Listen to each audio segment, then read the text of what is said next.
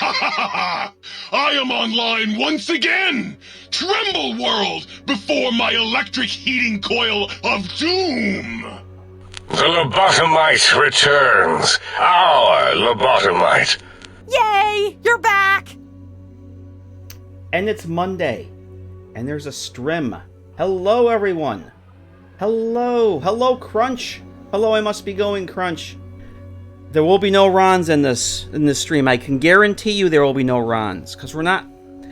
Well, the only Rons there will be were with my sanity. Because, yes, we're going to be playing GECK tonight.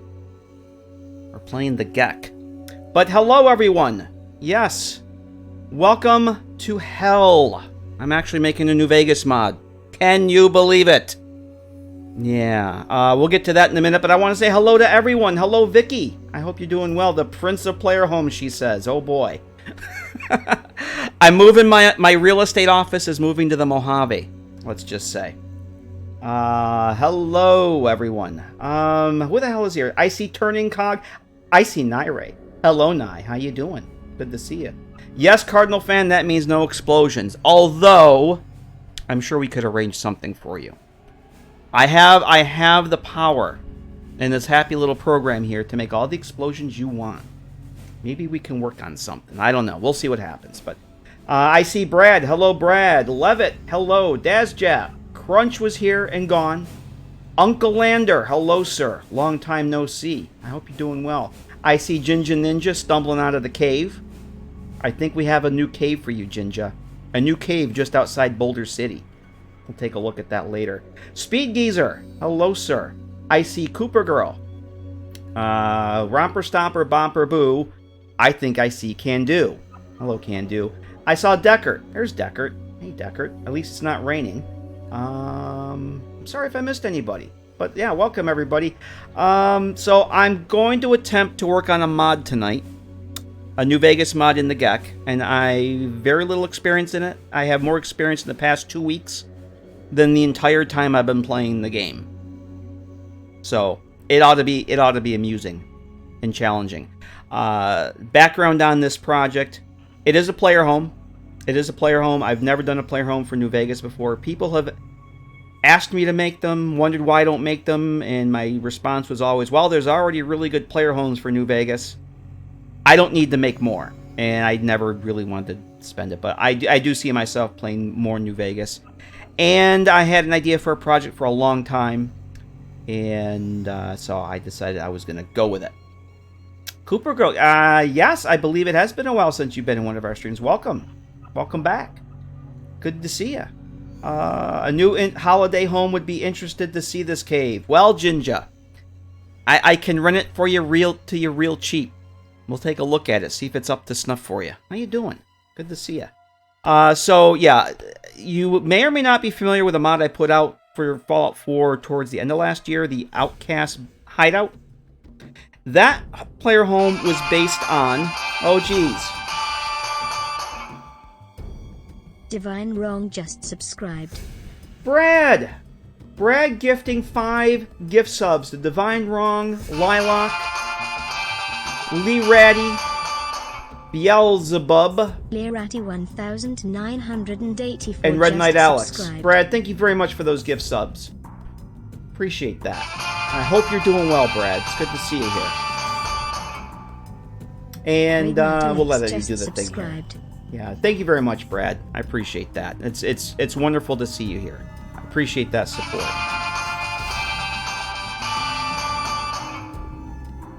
Lilac Light just subscribed. If you're actually here, Lilac, it's good to have you here. Good to have everybody here. I had no idea anybody would even want to show up for this tonight, so this is awesome. SK just subscribed. Yeah, thank you very much, Brad. Appreciate that. I think we got one more to go through. Come on, Eddie, do your thing. Come on. No? Eddie. There should be one more Eddie. Alright. Eddie will wait until I start talking. JP Blazer, hello. It is going well. Hello to you. Welcome. So, yeah, kind of the Reader's Digest version. The Outcast Hideout was based on a bunker cell semi-player home from the New Vegas model World of Pain. And I really liked that layout of that cell. I liked the level design. I just thought it was a really cozy place to have a player home. It wasn't really functional as such, but I thought it would make a good one for Fallout 4, so that's what Outcast Hideout was based on. I recreated the layout, a lot of the decor, yada yada yada.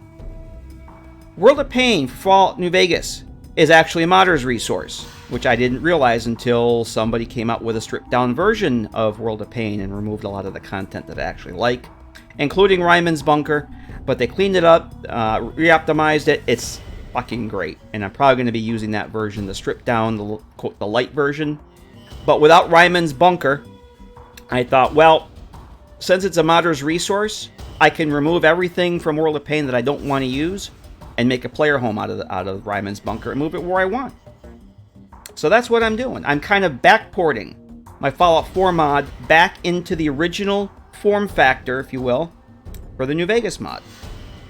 So I'm basically taking the Reimann's bunker cell, making some tweaks, some quality life stuff, some of my scripted stuff. We're kind of replicating as much as I can the Fallout 4 mod, but trying to keep the look and feel that DJ Mistro, the original mod author, had, because I really like his level design. I like his layout. I really dig his work. So I don't want to change it too much, but I want to put my own spin on it and just make it a player home outside Boulder City that you get maybe mid-game.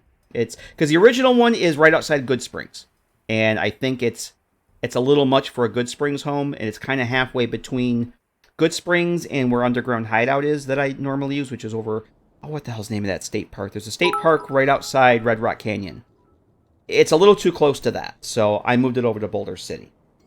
Brad says, no problem, glad. Oh, I appreciate the help, Brad. I just appreciate you being here. I know you've been going through hell lately, so I'm just glad you're here with us. So thank you very much for those. I appreciate that. Deckard, 50 bits. I can't give you a slice of my pizza, so take the bits. Well, I'm all pizzaed out this week. I had pizza all weekend, so. But enjoy your pizza. I think the last time I saw you, I was eating pizza. What was it, Saturday night? Yeah, Saturday. I had pizza after my stream. So yeah, I was actually originally going to stream the Frontier tonight.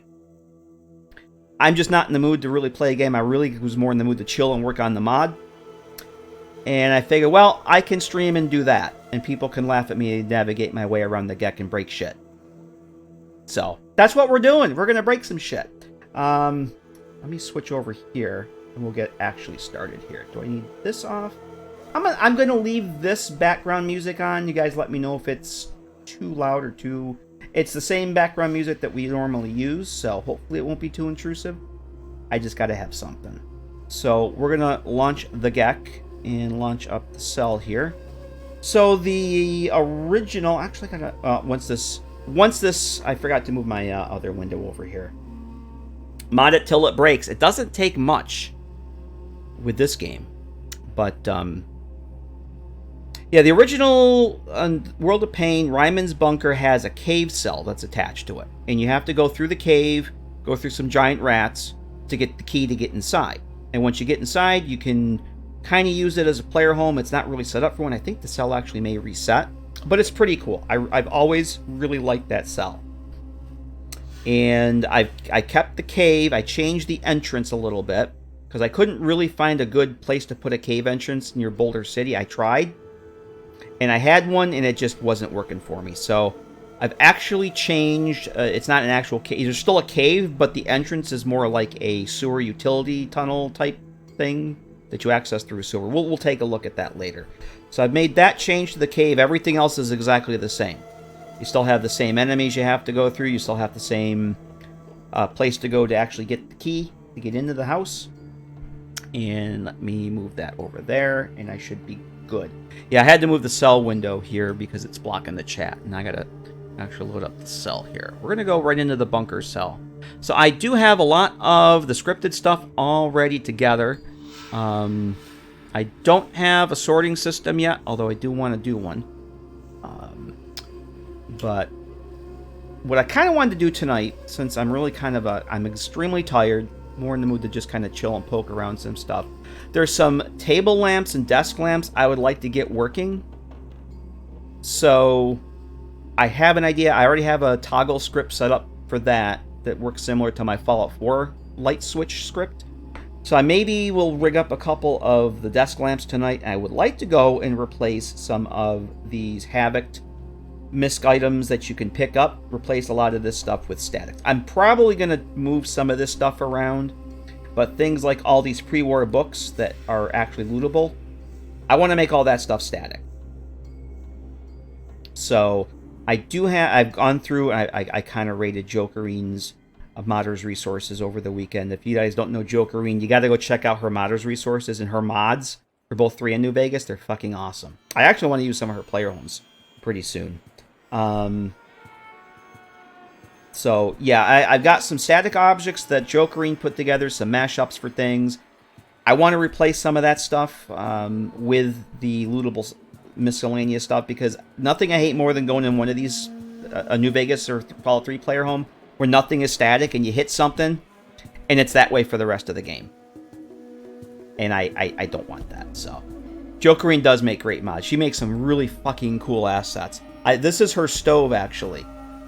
This is the original mod, just had a couple stoves here, just containers, but I wanted it working like it uses the campfire recipe script.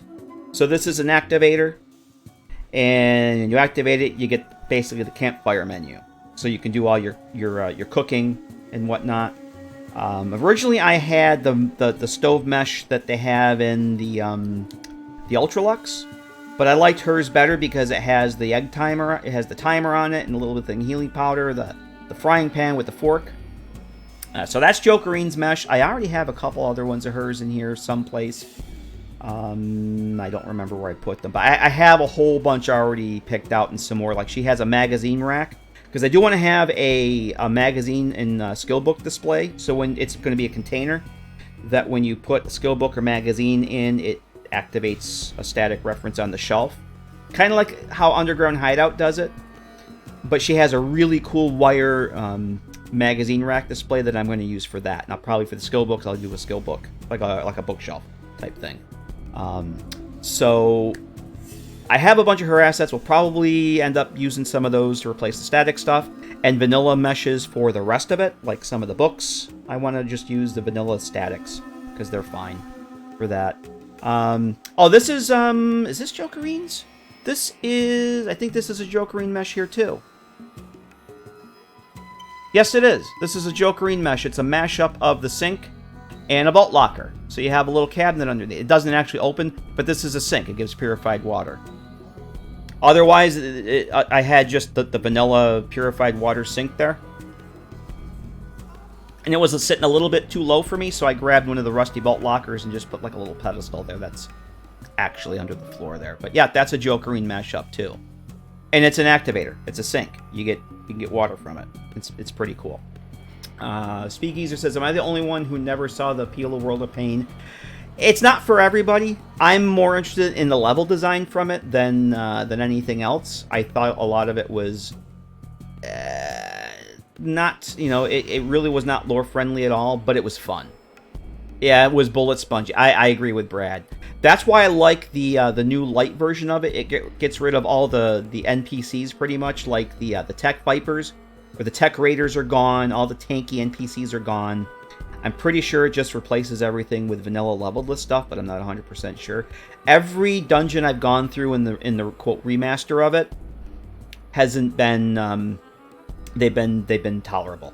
Yeah, and all the weapons are gone from the remaster too. If you didn't like the original one, I would recommend checking out I think it's called a less World of Pain or something like that. Yeah, all that OP stuff, the armor, the guns, the tanky enemies, those are all gone. And the cells are cleaned up. The content like I said, is about half of it's gone, but I actually like it a lot. Yeah, lost me in the underground cigarette factory near Goodspeak. That's gone. That's actually moved down towards it's south of Mojave Outpost. I think it's the same place. I haven't gone to see it yet, but that's gone and it's moved someplace else. I don't think it's the factory. I think it's just the survival bunker that was attached to that. That's moved down. There's that coyote den that's over. It's south of Mojave Outpost. It's like it's really south on your way towards Nipton. It's over that side of the map somewhere. And I don't think it's the factory. I think it's just like that survival shelter that was attached to it. Yeah, the Frankie's Guns and Ammo, all that stuff that kind of was just didn't make a lot of sense is gone. The Good Spring sewer is still there, and it's nowhere near as tanky as it was. It's pretty cool. It went through the Novak sewer a few nights ago. It was perfect. It was exactly what it needed to be. So I definitely recommend checking it out. So this is the cell. Everything, as far as what I've changed on it, the entrance, if you guys use the Outcast Hideout mod, may a lot of this may look familiar to you, because I pretty much replicated it in 4. The entrance is the same. Load door here goes to the cave. I have added some acoustic zones, so you get different audio in different parts of the cell. In the vanilla game, those are completely broken, but GIPLN fixes it. So... and if you're not using GIPLN for New Vegas, you really should be. It fixes a lot of shit that you wouldn't know it was broken. So if you're going to use GIPLN, the acoustic zones will work. So you get like a, what is this one here? This is like an interior, a cave sound. That's what this marker is here. It's basically a different audio zone. It plays a different ambient background sound than what the cell is set to. So you can literally have different ambient background sounds in different parts of the same cell. Hey, Dark Populous, how you doing? Welcome. So there's this one. There's a lab one over here, and then this whole exit here is what I added, because the original mod, the lab area ended here. But I wanted it to be like my Fallout 4 one, where there's another entrance to the main, quote, the main entrance to the bunker. So you don't have to go through the cave again, because it's really kind of long. There's no reason to go through the cave again. So this little sewer utility hall area, which I love these assets. I fucking love using this stuff. I can't tell you how much I love using these assets. It's awesome. Talking about ambient music configuration in the GECK. We're talking about how the acoustic zones are broken. These triggers here, they're broken in the game, and GIPLN fixes them. So if you have different acoustic zones set up in a cell, or the ambient sound, they'll actually play. Yeah. Like this is set for the metal bunker. This is set for the sewers. If you're not using GIP, you're just going to hear the basics, whatever I have the cell set to. I have a couple auto triggers. The other thing I'm not used to is the fact that there's no fucking layers. I can't put this stuff on layers. It's annoying. I do have a couple doors with a script to auto close when you go through them, because having them open is just kind of annoying. Other changes I made from the World of Pain, original World of Pain cell is the stasis chambers here were originally, and I actually did remove all this shit. Hey, Elroy, how you doing? It's good to see you. Welcome. Hope you're doing well, man. It's been a hot minute since I ran into you on the internet. I'll get to what the people in the stasis chambers are in a minute. These Enclave stasis chambers were originally like teleporters to these little readout cells, they were called. I got rid of all those cells. I wasn't going to put anything here, but I put mannequins. I figured out how to make fucking armor display mannequins. That was my day Saturday. And I went back and looked at how Dan the Geek did it in Underground Hideout, and he had to make a whole new race, a mannequin race, and apply those to a whole new NPC. So, long story short, I have working armor mannequins. And that's what's going to go. I have another room. These are basically for power armor. And these stasis things are disabled by default. I have a little switch here. It's essentially, it looks kind of like the switch from the sink, the light switches. They'll toggle the stasis fields on and off, because I thought it looked really creepy coming here the first time and seeing people in stasis pods. So I have the stasis fields turned off. They're just mannequins, and they're really going to be intended for power armor. I had another idea for how to do a specific power armor display, but I'm just going to keep it simple, stupid. This is my first time doing this for New Vegas. I'm not getting crazy with a whole bunch of stuff. If something works, that's what I'm going with. So I did actually set up a whole nother, where is he here? I thought, well, I can do a mannequin that's actually equipped in the power armor.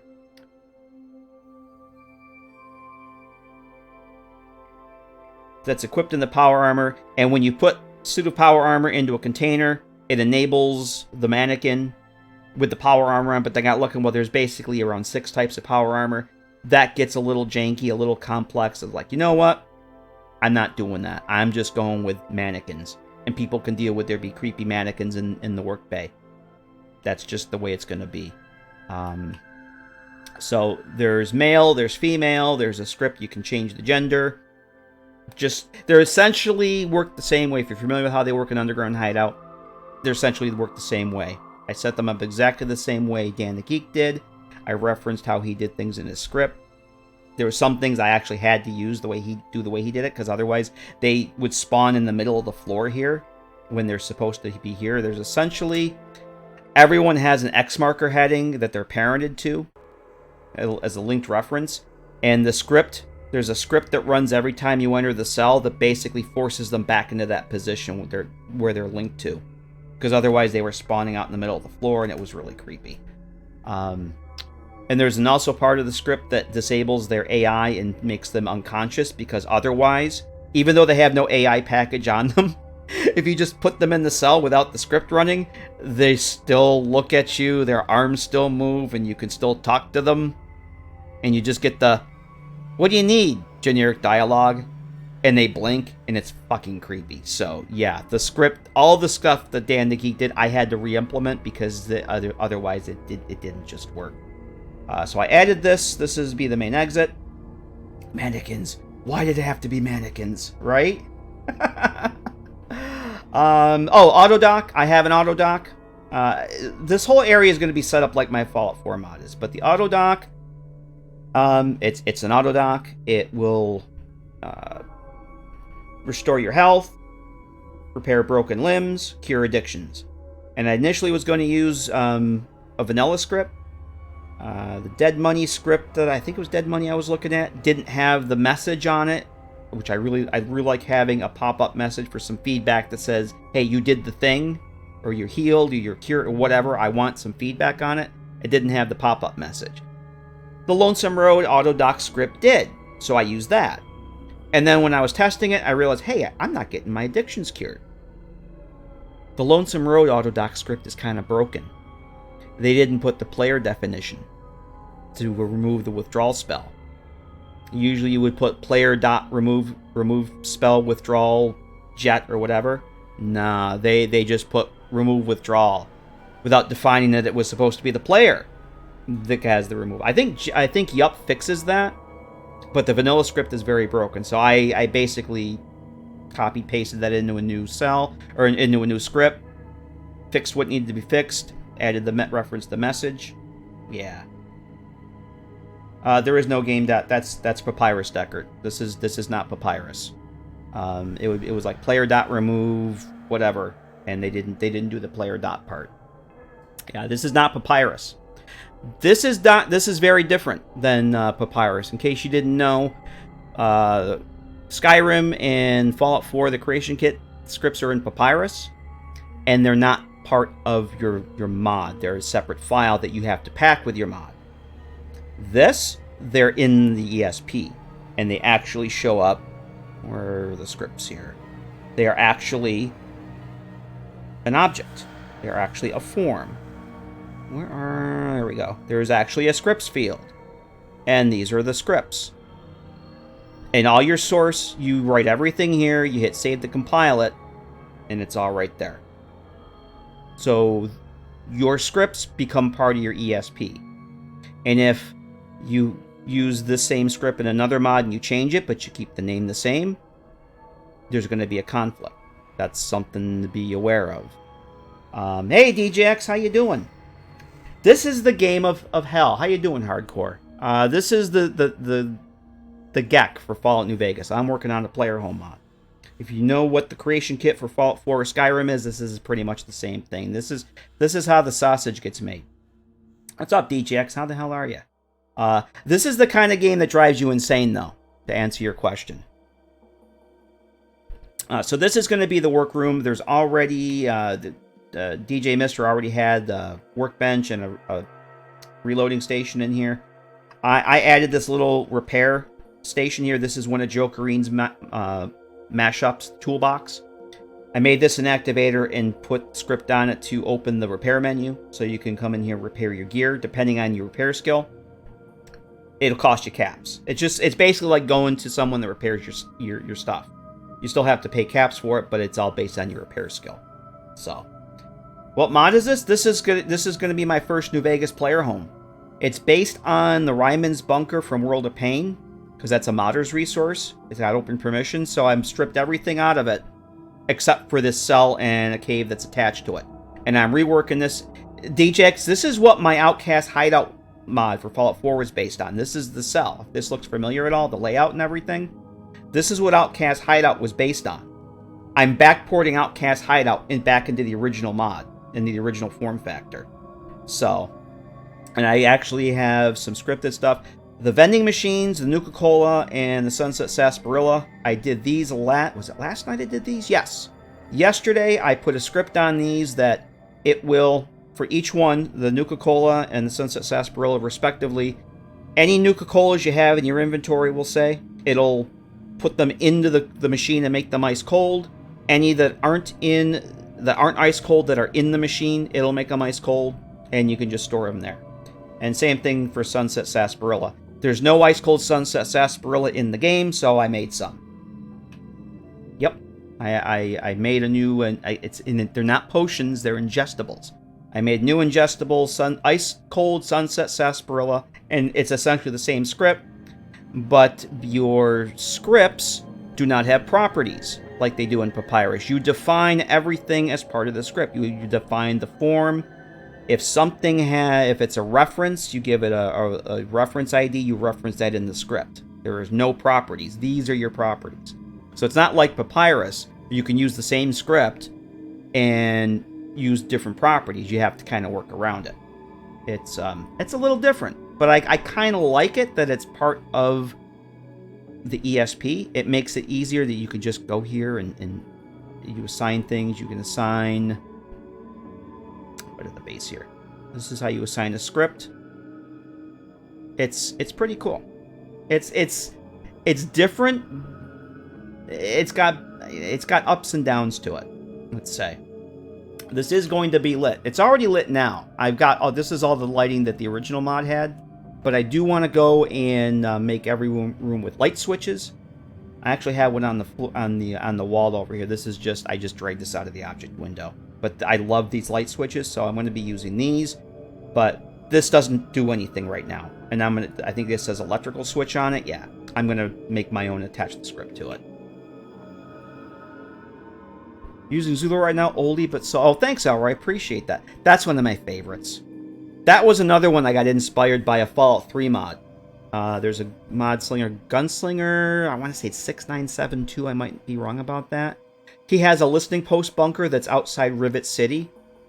And that gave me the idea. That was my inspiration for doing the listening post Zulu. So the layout in that's kind of similar. The middle part of it with the sliding cell door, that was part of the Fallout 3 mod. I thought, oh, that's really cool. So, but I'm glad you're enjoying it. Thanks, man. Appreciate that. But yes, this will be lit. I do want to do a couple desk lamps tonight. And then the coolest thing is I don't have to have custom textures for half of this shit. It's already in the game. Like the Nuka-Cola fridge that I had to do custom textures for Fallout 4. It's here.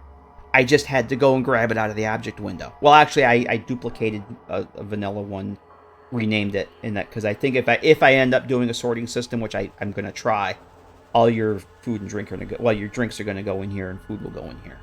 Hey, Uru, how you doing? It's lit, man. Yeah. But yeah, every room will have a light switch. The bathroom, I'm going to do a lot of work on the bathroom. Joe Green has a really nice washer, static mesh. I might turn that into a container. I don't know yet. The mirrors, I have these orange boxes are activators. That opens up the barber script, so you can get yourself a haircut. The lab area has another one of Joe Green's mashups for like the My First Infirmary. I put the plastic surgery a script that opens up the plastic surgery menu. So it's basically like a plastic surgery, the surgery chairs in Fallout 4. So I've got that. Yeah, I thought there was another thing I did too. The mannequins was the big thing. That was a lot of reverse engineering and trial and error to get that work. This was just a static chemistry set. That's one of the vanilla, it's just base game chemistry sets. The Elroy has this awesome mod that puts a cooldown period on them. So that should work. This is just dragged right out of the reference window.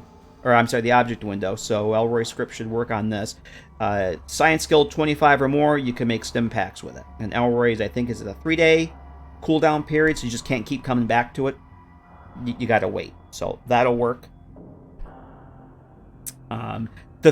All of the stuff that I have to do custom scripts and custom assets for in Fallout 4, it's just here for me to use, and I'm loving it. Like, oh, I want one of those really cool utility hallways. Oh, look, I don't have to spend 6 days retexturing it. It's just here.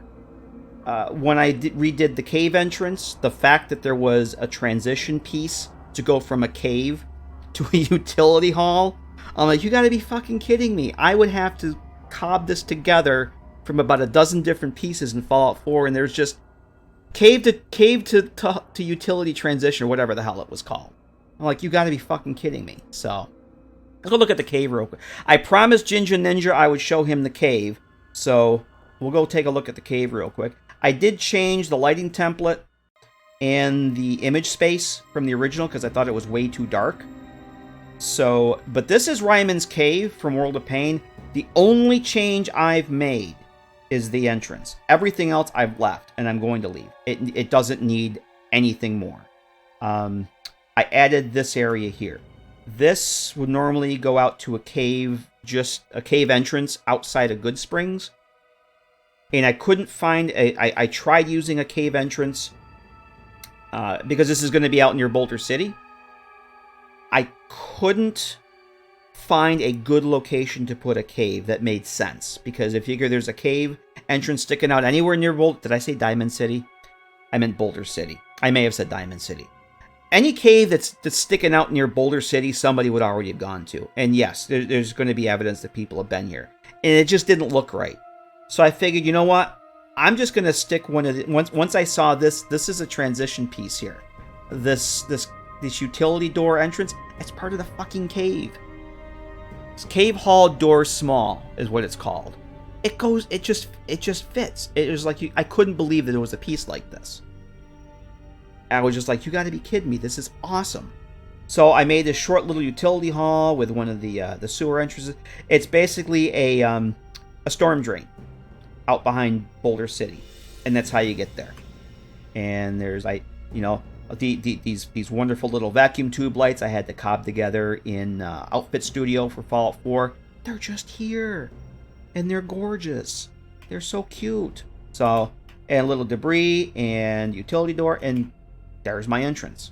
And I put a little bit of clutter in here. Broken terminal, ammo box, some of this stuff. Yeah, this is all from this point here. That's all stuff that I added. Rest of the cell is how DJ Mistro did it in World of Pain. So, I think there's two lights I was gonna...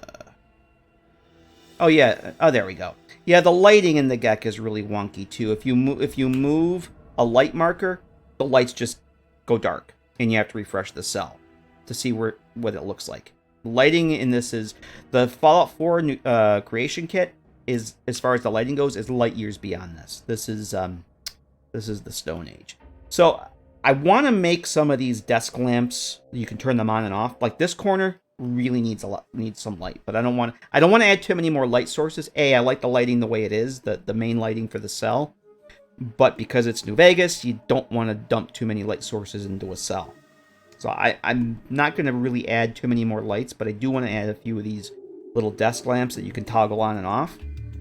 So essentially what I was thinking to do, I already have my toggle script set. I know that works. It's essentially the same thing that I use for Fallout 4. It's basically, you put this on an activator, And essentially what it does is it uses the linked reference as the object that it's gonna toggle on or off. So if it's enabled, disable it. If it's disabled, enable it. That's basically all it does. And I took this right off the GECK wiki. I didn't have to really go far to figure out the syntax. There's some really useful stuff on the GECK wiki, gekwiki.com. So nice seeing you again, for perhaps the first time. I hope I'm saying this right. Millhouse. I'm assuming that Leet Speak says Millhouse. Thank you very much for that follow. Welcome. So yeah, gekwiki.com has some really great simple script examples, and I got this right from there. So that's it. Hey, my Leet Speak isn't as bad as I thought. Awesome. All right, Jinja Ninja, I just saw that you were heading out. Thank you very much for stopping by and saying hello. I hope you approved of the cave. That cave is just for you. But take it easy, Jinja. We'll catch you later. Get some sleep. So I have an activator we might be able to use to toggle just a light marker on and off. And that's pretty much all I think I need to do that. I thought it might be cool to find like a light beam to put coming out of that. But we'll see how this works first. So I need to go back to the activators, the activators. There's these force field. Yeah, one of these bad boys. You can't just use a trigger box, apparently. In Fallout 4, I would make a trigger primitive box and set it to be player interactive. I forgot what the actual. There's a checkbox or a flag that you put on it so that the player can interact with it. Yeah, that doesn't exist here. So I have to use one of these bad boys. These marker things. Okay, this one I used for the mirror and it was huge. Let's try one of these. I don't know how big this is going to be. So if this is an activator, this is like a force field. These have yeah, that's what it is. These have actually have collision on them so you can interact with them. The trigger boxes don't. They're basically they're triggers. They're for the player to walk through and you have a script attached to them, and the act of walking through the trigger makes the script go. I found out trying to do the mirrors that you can't use those trigger boxes as activators. They're activators, but apparently you can't get them for the player to interact with them. If that's possible, I couldn't figure out how to get it to work. I couldn't find anything that showed me how to get it to work, and I couldn't find any instance in the game where one of those trigger boxes was actually used as an activator. Everything seems to be these things here. And every mod I looked at that had activators to do what I want to do use these things, so that's what we're going to use. And the thing I do not like about the GECK is normally in Fallout 4 I would duplicate the item first and then rename it. Yeah, you can't do that here. There's no duplicate. You actually have to go and rename the base item first. And it's a really easy way to screw something up and do an overwrite of a vanilla record. I don't like that. I always like duplicating it and then renaming. Alright, says, I think the first script ever wrote was a toggle light like that to unroll a bedroll. I figured I could figure it out on my own, Alroy, and it's like, okay, I don't know the syntax. I am so lost with trying to figure out how the syntax for things and what the functions even are. I said, well, I'm going to go look at the wiki, and maybe I can learn something there. And right on the examples page, they had exactly the switch I wanted. They also had a timer switch for an auto-close door. It didn't do exactly what I wanted, but I could figure out enough from that I could have a trigger box that closes the door like 3 seconds after you go through. So I think that was my first script, because I want this main door here to auto close after you enter it, because I think leaving it open looks kind of goofy. And I every time I come in here to test something, I always forget to close this. So there's this box right here has this. Nope. That's the wall. How come I can't select this? There we go. This was my very first script. And I basically cobbed this together from the stuff on the wiki. So it's like when you leave the trigger, if the door is open, after 3 seconds, close it. That's essentially all it does.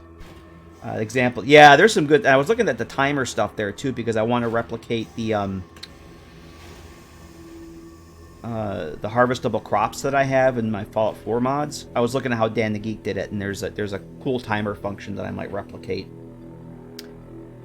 So I'm going to duplicate this.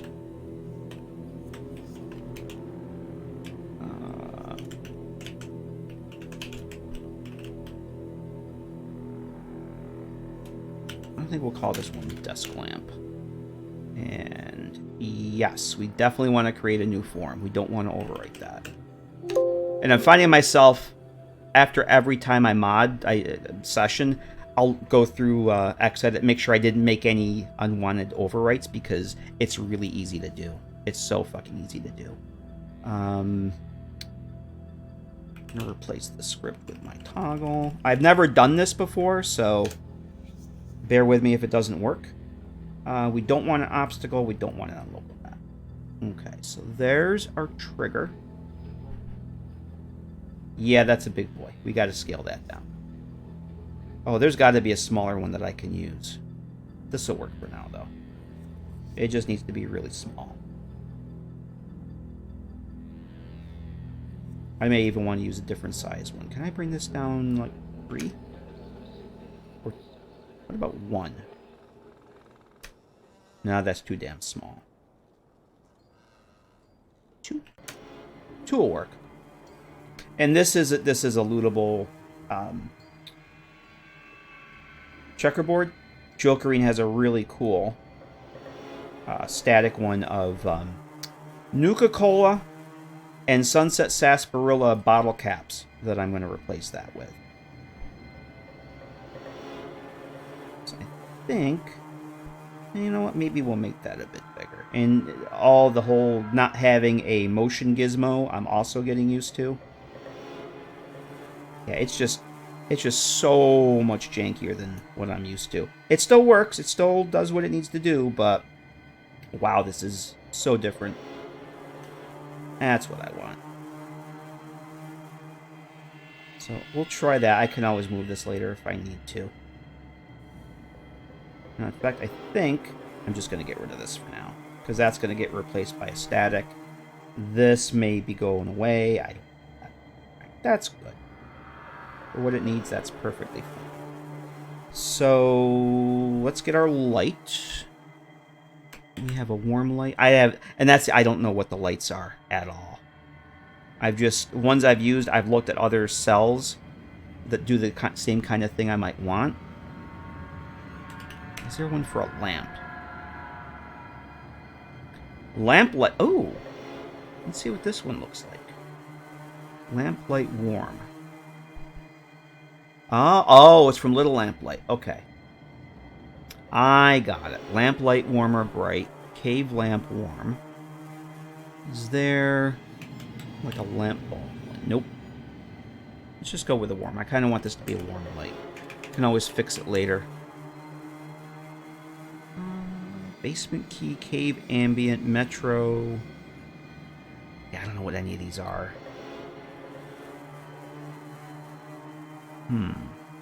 Office?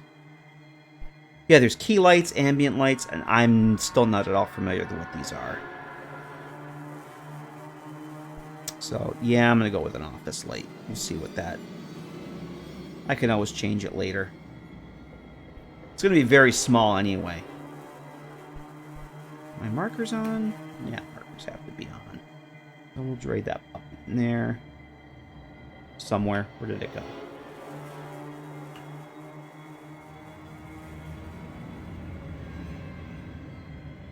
Okay, I don't think it actually came in here. There we go. Oh boy. Yeah, we want to tone that down.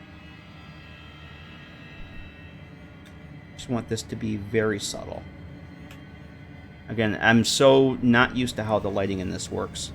It's going to take some time getting used to that stuff.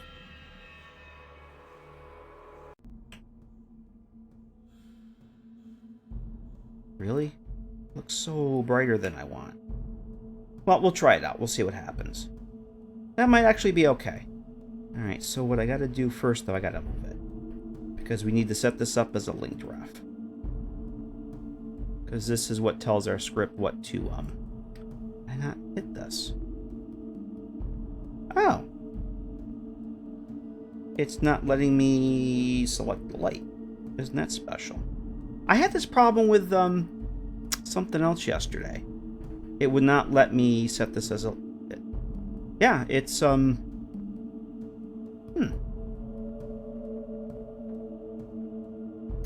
Nye says, watching this, don't know if I could go backwards. Too spelled by the CK features. We don't have layers, Nye. That's killing me. Not having layers.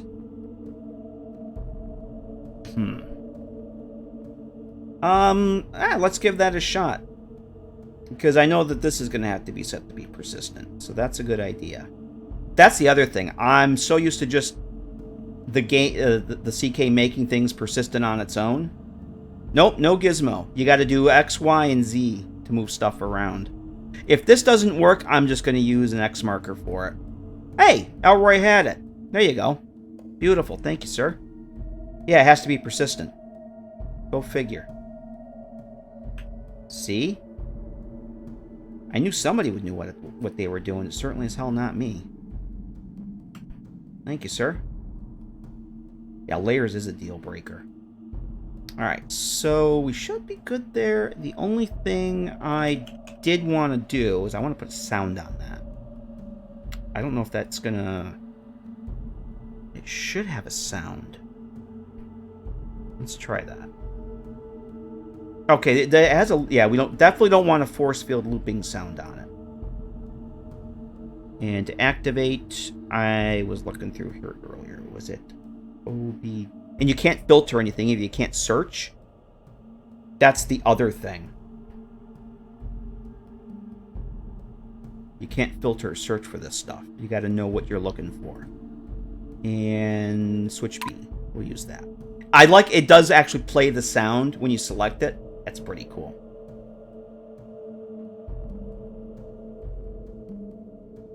L toggles the markers to good scale and size. L. Okay, I think L does the radius. S does... It's S.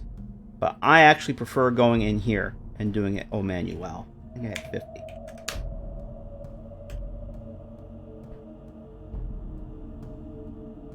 No, Skyrim Creation Kit does not have layers. Go figure. Alright. Let's see if this actually works. And you know what I might want to do. I think I'm going to make this a hair bigger.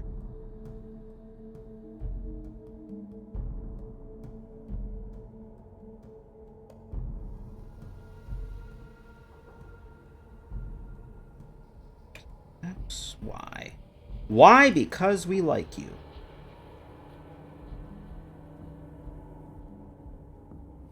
No, no search. It does have the Control F for find, so it does have search and replace. But like, if you want to go and replace this sound here, yeah, you kind of got to go. And you can't. It doesn't even. Oh, it does. So if you know it begins with OBJ, it does jump down to that block. But that's it. Yeah, it takes some getting used to. Let's go give that a shot. See if that actually works or not. Actually, hang on a second. Let's have this set to initially disabled. Because then I'll know right away whether it works or not. And this.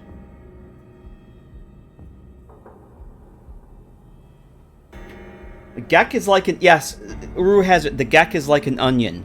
It makes you cry. Actually, I'm going to jinx myself. I've been working on this for about 3 weeks now, on and off. Hasn't crashed on me once. Did it crash on me once? If I had a crash, it might have been one. But it's... People keep saying how unstable it is. Use the GECK extender. You really should be using the GECK extender.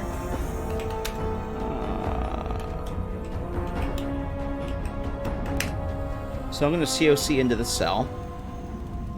Aorus says it's a bit rough, but was an improvement on Oblivion. Did you use the one for Oblivion, Elroy? I'm guessing you probably did, because you've been at this for... You've bought a lot of games, man. That's awesome. Alright. Let's go see how this works. A little bit. Desk lamp. We even got the sound. Yay! I did it.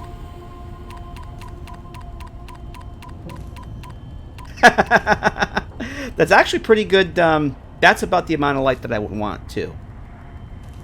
Yay. Yay, it just works. Thank you for the biddies, Deckert. Hey, Jim! Thank you for the fan. Alright, that works. I might tweak the light a little bit. And it's not glowing through the table. Is it glowing through the wall? Oh, you know what? It is glowing through the wall. How about that? We don't have light boxes either. Oh, no, that isn't... Oh, there's another light over here. Oh, that's right. There's another light over here. That's not that light. I do want to put some light in that corner, though. Where's that? Oh, you know what? I did drag another light in. Remember I said the first time that light didn't... I couldn't find that light? There is a light in there. And that's what it is. Been working with playing Minecraft. Cool.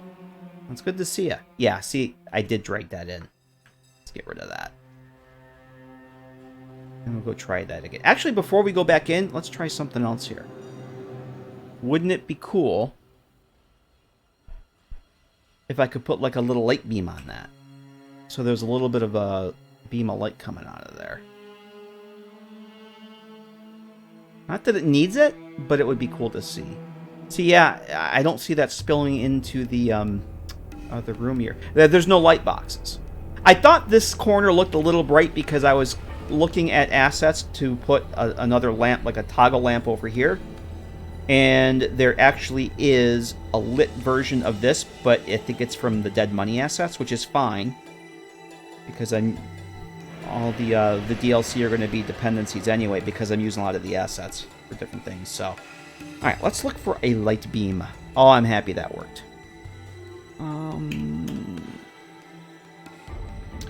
And unlike Fallout 4, your light beams are not in movable statics; they're actually in the statics. And there's a limited selection of these.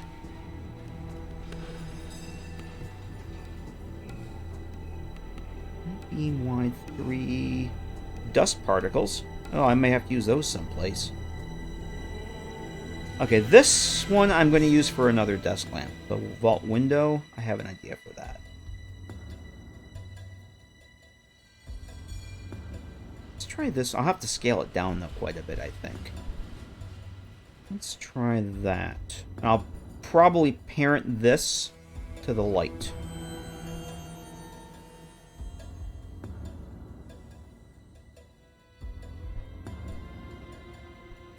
Okay, that really did not go at all where I wanted it to.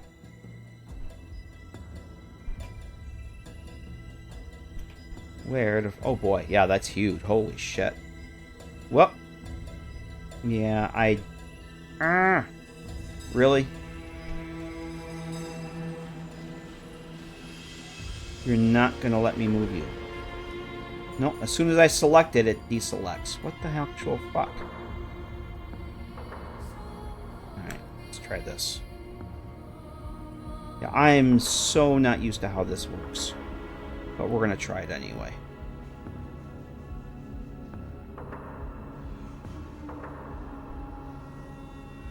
There we go. Yeah, sometimes when I select something, it just doesn't want to move.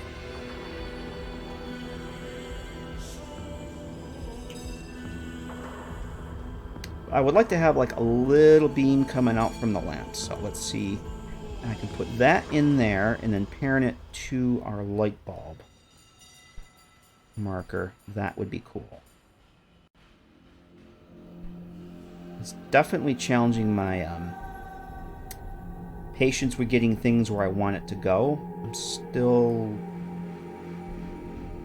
And not having the gizmo that you have in Fallout 4 attached to that It's a little challenging for my monkey brain to get the perception right where the hell I want it. Alright, let's see if we can angle this a bit. Let's...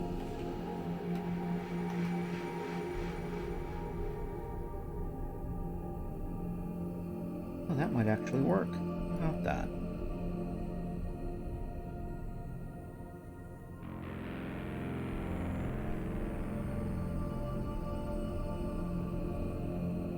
Cool. Oh.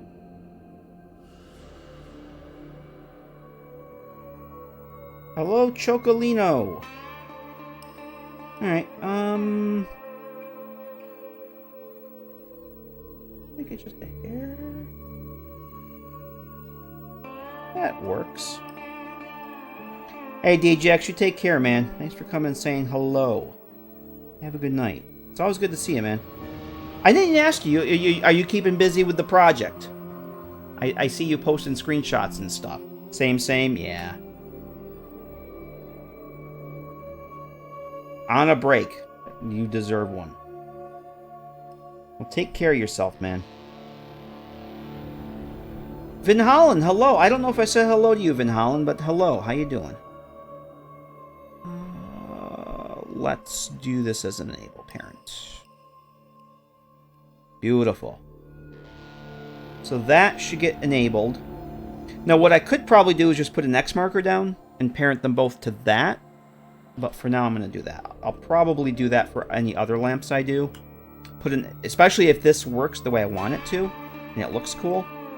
I'll put an X marker down first and parent the light and the effect to the X marker, and then use the X marker as the link ref for the script. We'll give that a shot. What? Whoa. Oh, DJX, holy shit. I'm sorry to hear that, man. That's awful. Yeah, my condolences, man. I'm very sorry to hear that. That's completely understandable why you've been, haven't been around. I'm sorry, man. Well, my heart goes out to you and your family. That's awful to hear. Very sorry to hear that. Yeah, take care of yourself, man. Take whatever time you need. Take your time, and we'll be here. We'll be here when you're ready to come and hang out with us again. You take care of yourself, DJX. Oh, don't worry about it. I'm glad you're here. I'm glad you're you know, that you're saying hi to us and stuff. But yeah, best wishes to you and your family, man. I'm very sorry to hear that.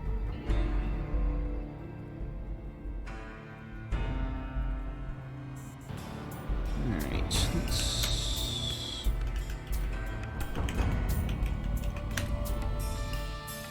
now you take care, DJX. Okay. Did this do the thing? Yeah, see, that looks much better now. Yeah, I want to make this an activator too to turn that on and off, because that corner needs a little bit of light. I love the doors. Oh! Alright. It fades in. I gotta put the pop in on it. I gotta put the pop in. I know how to fix that. Yeah, I don't think I have the pop in, which I normally would do for Fallout 4. Oh, and I didn't move the light back either. Yeah, I didn't move the light back. Alright, that's an easy fix. I didn't put the light back. Two things. But at least it works as intended. More or less. Yeah, we want that to pop in. And the light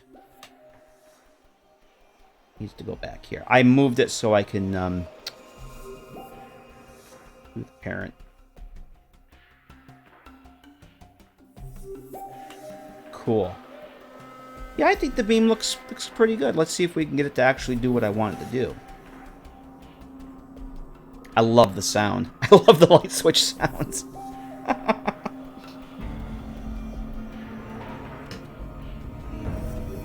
Okay.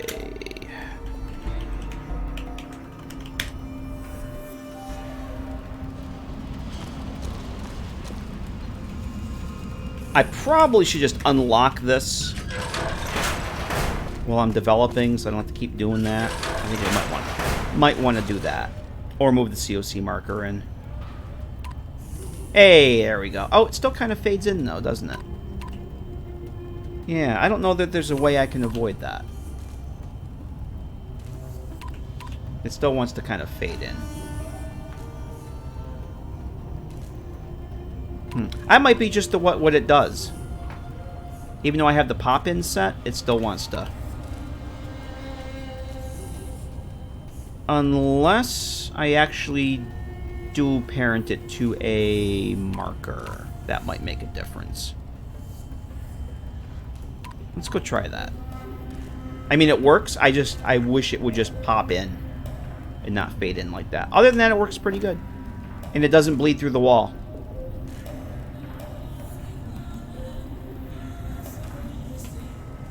I do know that I know from Fallout 4 that certain things will not pop in, and I know lights are one of them.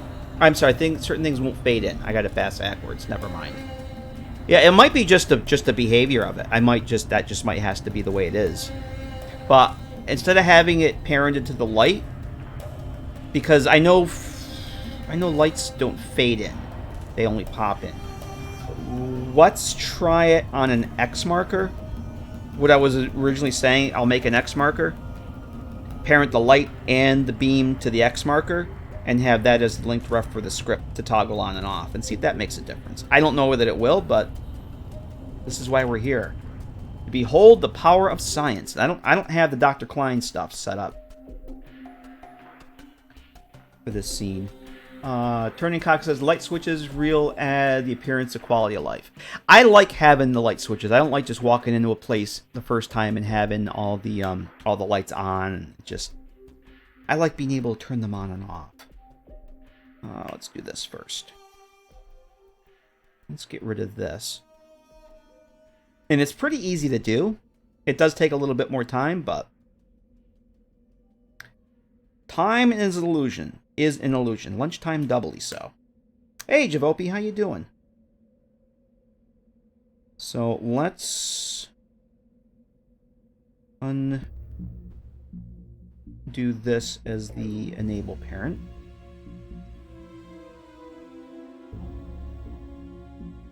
Okay. And then we'll make an X marker. I am doing pretty good. I'm making my first New Vegas mod, trying not to break stuff. Well, I say my first real mod. I have one little patch, one tiny little patch. Let's change this to...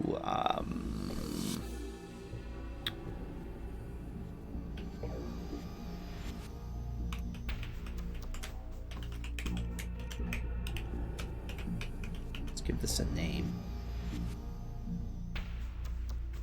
And then, because we don't have the batch action tab in this is... Oh, you can set linked ref. Oh, you can't set enable... Oh, you can set enable parents? Yes, please. Yes. Oh, that's awesome. Let's do this then. Set linked enable parents. Oh. Nice. I was looking at the batch action earlier, and it was maybe the flag and enable command will fade for it to work. That's what I'm wondering. The fact that it was parented to the light. We'll see. We'll see what happens. And now, pop in. Oh, let's make that persistent too. I don't know that I need to. I'm still working on what needs to be persistent and what doesn't. Pretty much anything involving a script, I think, needs to be persistent. At least that's my understanding. You got your last shot today. Oh, nice. So nice seeing you I got again. mine last For Tuesday. Perhaps the first time. Bailey! Thank you very much for the follow, Bailey. Appreciate that. Welcome. I got my last shot on Tuesday. And I felt a little wonky on Wednesday, but not too bad. Let's go see if that worked. Well, that's cool. Congrats on that.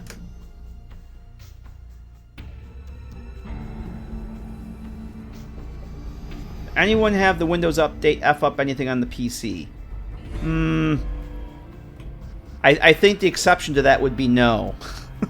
I haven't noticed anything, though, to be honest. I don't know the last time I had an actual update, though.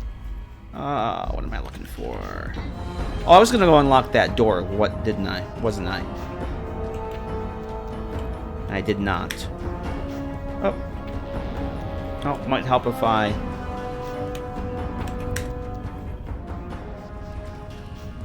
Blender's got last shot a week ago, no side effects. Nice.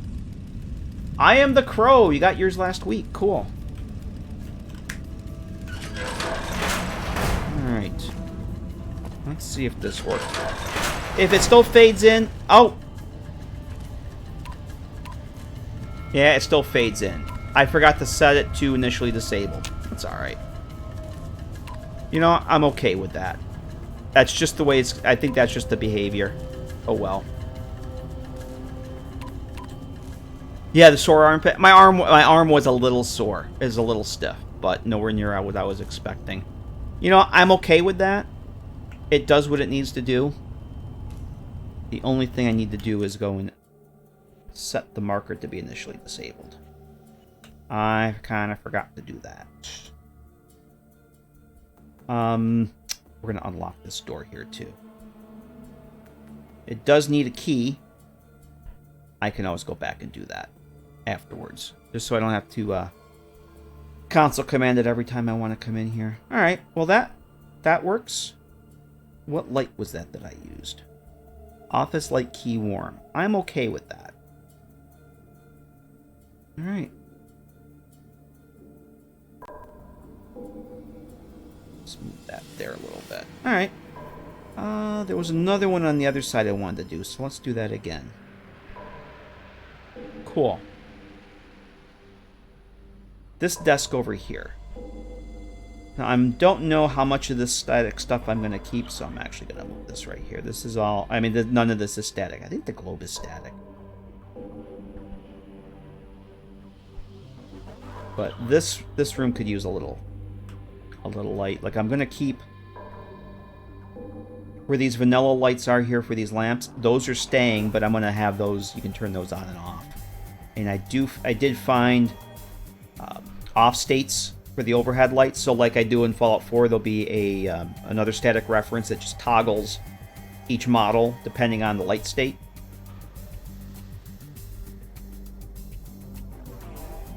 Aurora says, took the J&J one, was really sick for a couple of days. I think you're the first person I know that said they had the J&J one. Everybody that I know that I've talked to about it has either had the Pfizer, or is it the Moderna? Not the Moderna. It's the other one. Yeah, maybe the Moderna. I had the Pfizer. And the worst part of the entire either time was just the 15 minutes that you have to wait afterwards. Other than that, it was no big deal. All right, what did I call this one over here? I usually put this stuff into a text file. I understand why it could be risky for some people if it kicked your ass. Yeah, it all depends on your physiology. I was actually expecting to have a lot worse of a time because I'm on some medication that it affects my immune system, and the fact that I'm more susceptible to get colds. I used to get colds really bad until I switched medications, because when I was on, kind of did the same thing. But I was very shocked that I didn't have more than I did, which really wasn't that much. So what was it? Office light? Alright. I want to do this here. Where am I? Alright. I want to get my text file open here. Alright. Anytime I end up with using a new reference or something, I have all these notes for assets that I use and what I want to go through. And so for this, I'm going to put desk lamps. Just so that next time I go do this in another room, I already have it here. And what was this? This beam here.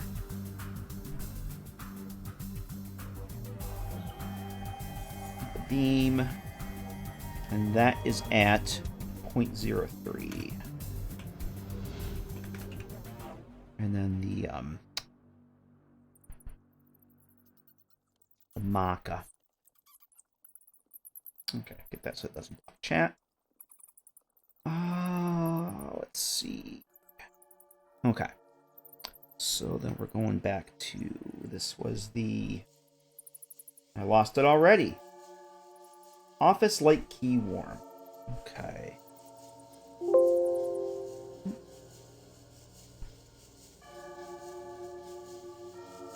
Okay, where did you go?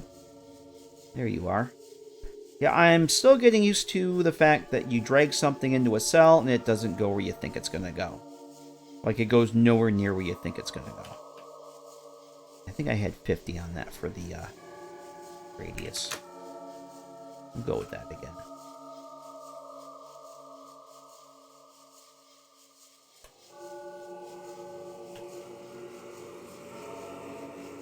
Okay, actually, I don't know why I'm putting that there. Alright, so let's do... Nope, enable parent. Nope. Okay, let's put persistent. Make this... That's already persistent. That's initially disabled. Okay. And then... Let's get our happy little beam.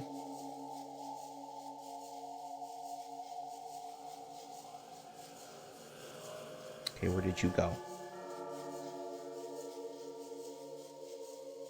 I can't select that.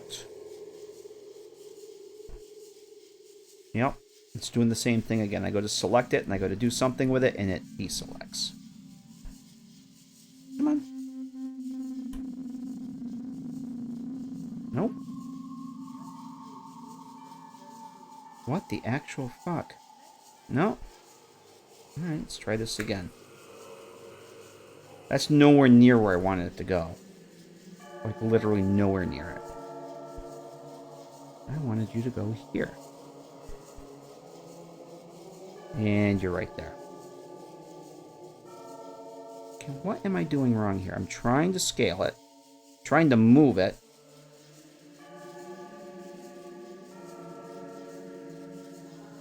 Oh. If I go to select it, it just... aha. Usually I play stuff, it's right in your face.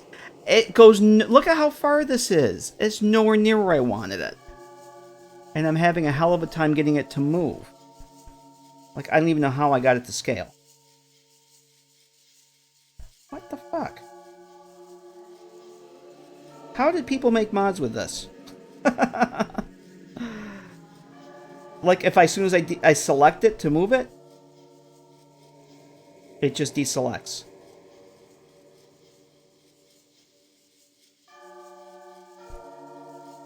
Like, I can't do anything with it. Nope. I can't even move it. What the fuck? Alright, I have an idea. Can I just duplicate the one that I already have? And just slide it over. I've had that before. Where I go to... I drag something in, and I just, for whatever... Whoops. I cannot get it to move. It just doesn't want to work. We're going to do this. I'm not fighting with it. This is already the same scale and rotation that I want anyway, the right angle. So there. I'm not sure I like how that clips in like that, but I don't think there's anything I can do about it. This is the Garden of Eden creation kit, or the GECK for Fallout New Vegas. It's basically like the creation kit for Fallout 4 or Skyrim. It's what you make mods with. It's what you make the game with. I am working on a player home mod right now. Trying to get a light to work. Alright, so let's take this. Put on our X marker. We'll link that as the enable parent. Hit the pop in, even though I'm sure it won't make any difference.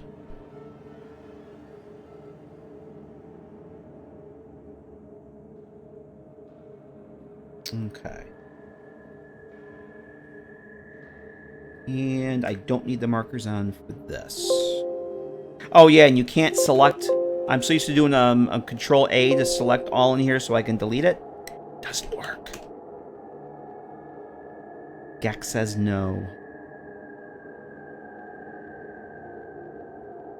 Oh. There we go. This is the GECK they requested for in the first 2 Fallout main quests, pretty much. Todd needed it to make more games. Yeah. Does double click work for what? Oh yeah, this is like way too fucking big.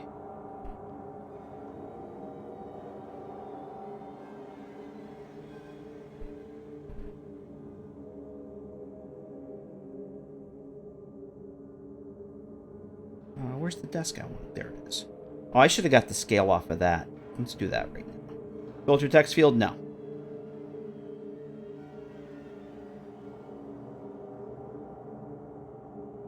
Oh, I already have that 0.3. I wrote that down somewhere. Eric B. Rollin just subscribed. Eric B. Rollin. Eric B. Party time. Eric B. resubbing at 7 months. How you doing, Eric? How the hell are you, sir? Thank you very much for that 7-month resub. I hope you're doing well. Good to see ya. How's the Commonwealth been treating you? I haven't been able to get to any of your streams lately. Greetings and hallucinations.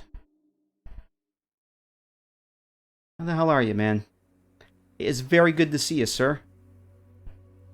We're making sausage. Sausages. Did I do that? I did rotate that. Alright, let's rotate this one again. So that the orientation is... Yeah, that's what I want. I'm so gonna have to get used to this. I want my damn gizmos back. Okay. And then we gotta link this up to... Let's make this persistent. I gotta set this as the linked ref goes to the Xmod, which I have to turn back on. And there's that. Cool. And I did set that to initially disable. Nice. All the circuits are wired, although I have to wonder about some of them because I got it in my head that I was going to start making mods for New Vegas, and I don't know if that's requires a factory reset to get me to not do that, or what actually brought that on, but here we are.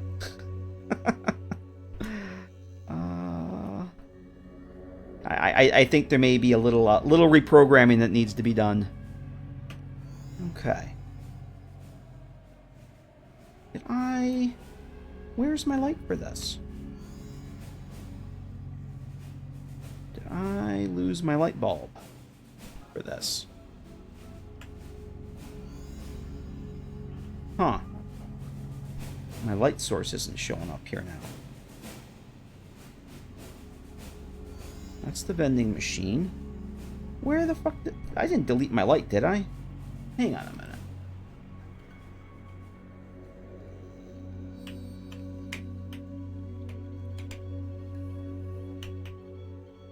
Office.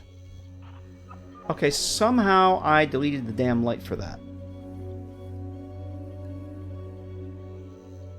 My synth firmware needs an update. I think so. I think I actually deleted the damn light that I had. Because it's not showing up here, so we're gonna do this. Somehow, I nuked the light that I just put over there. Like a fucking idiot. We are making a player home that is it's going to be called the Outcast Hideout. It's kind of a backport of my Fallout 4 mod of the same name. My Fallout 4 player home was based on this cell here, which is originally in a mod called The World of Pain. I'm taking this cell and one more out of that other mod I'm making it a standalone player home.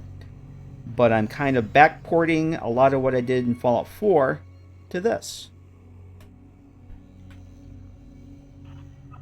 Because I hate myself, apparently. Alright, so we want to... I must have deleted that light somehow. I don't know how I did that. I'm wondering if when I was deleting the... No, I don't know. Something happened to the damn light, and I don't understand what it is. But whatever. Nope. It's gone. It's not... I filtered for it in the cell references, and it is not there. Just the other one. Just the one that I made.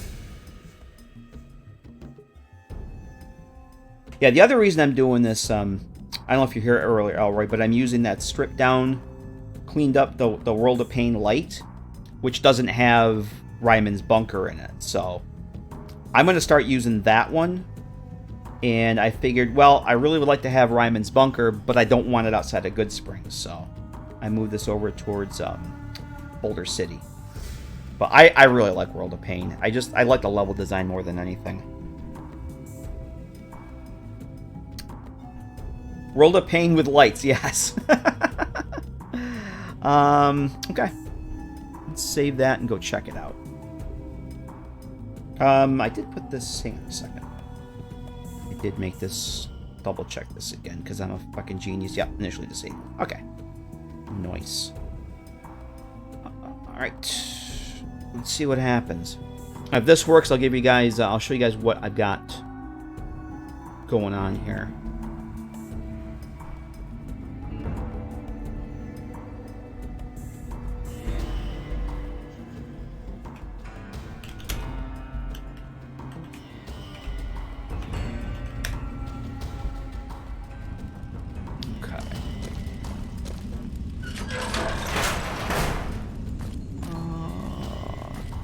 Okay, so yeah, I love it that it doesn't bleed through the walls. Of course it's off. Of course it's not going to bleed through the walls. Okay. Nice.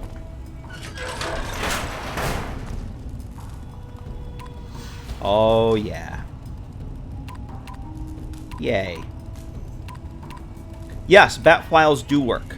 Yep, I have one set up to give me this for when I'm testing. I have a bat file set up to give me the stuff for Eddie. Actually have that? Yep. Here's my bat file for Eddie. To get the scrap metal, the sensor modules, and the scrap electronics. Yep. They do work. Alright, our light switches work.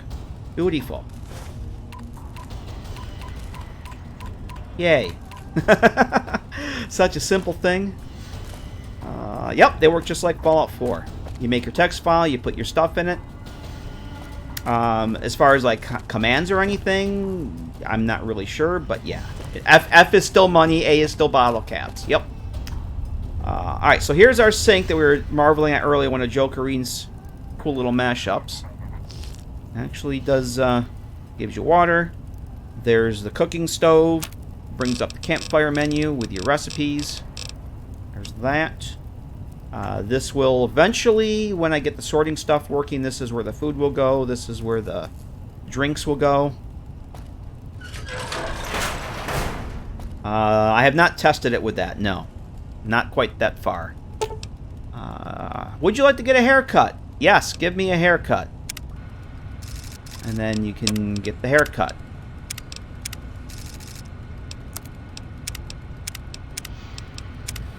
Let's make him look really smarmy. There we go. Doom Rider. Let's change the color. So this just... it's just a simple script to open up the barber menu. So, there he is. Our test Gary.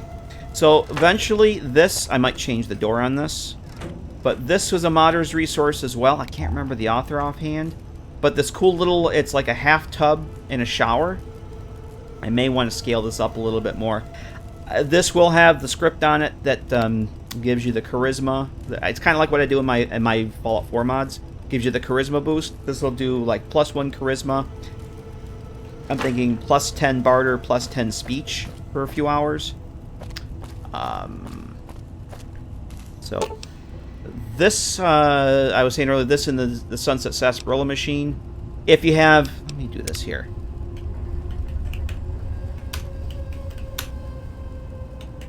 Let's add some Nuka-Cola. 1519. 1519 E20.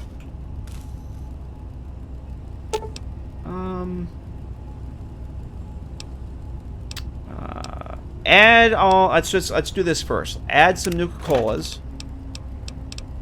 I'll put 7 in. Let's do 5. Do 5. And then now that there's stuff in there, this other menu option pops up. There's a condition on the message, on the menu message. Make all the Nuka-Colas in the vending machine ice cold. And now they're all ice cold.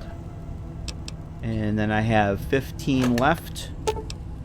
Add all your Nuka-Colas and make them ice cold. Bam. Took them all out of my inventory. And now they're all cold.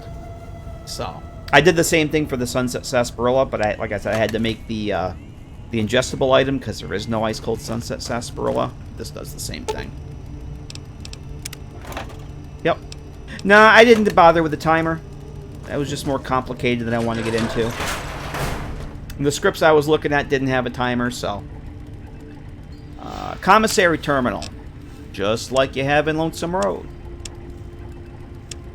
I set this up. I duplicated Blake's. I did this for I kind of was thinking about Can-Do when I did this. I duplicated Blake's vendor chest.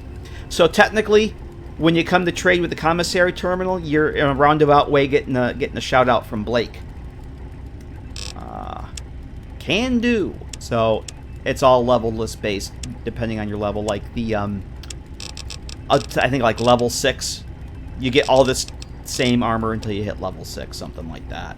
I'm going to do some other odds and ends here. I'm pretty much going to leave this the way it originally was. The DJ Mister had it in World of Pain. I might add a couple other things in here, but the commissary terminal was the big thing.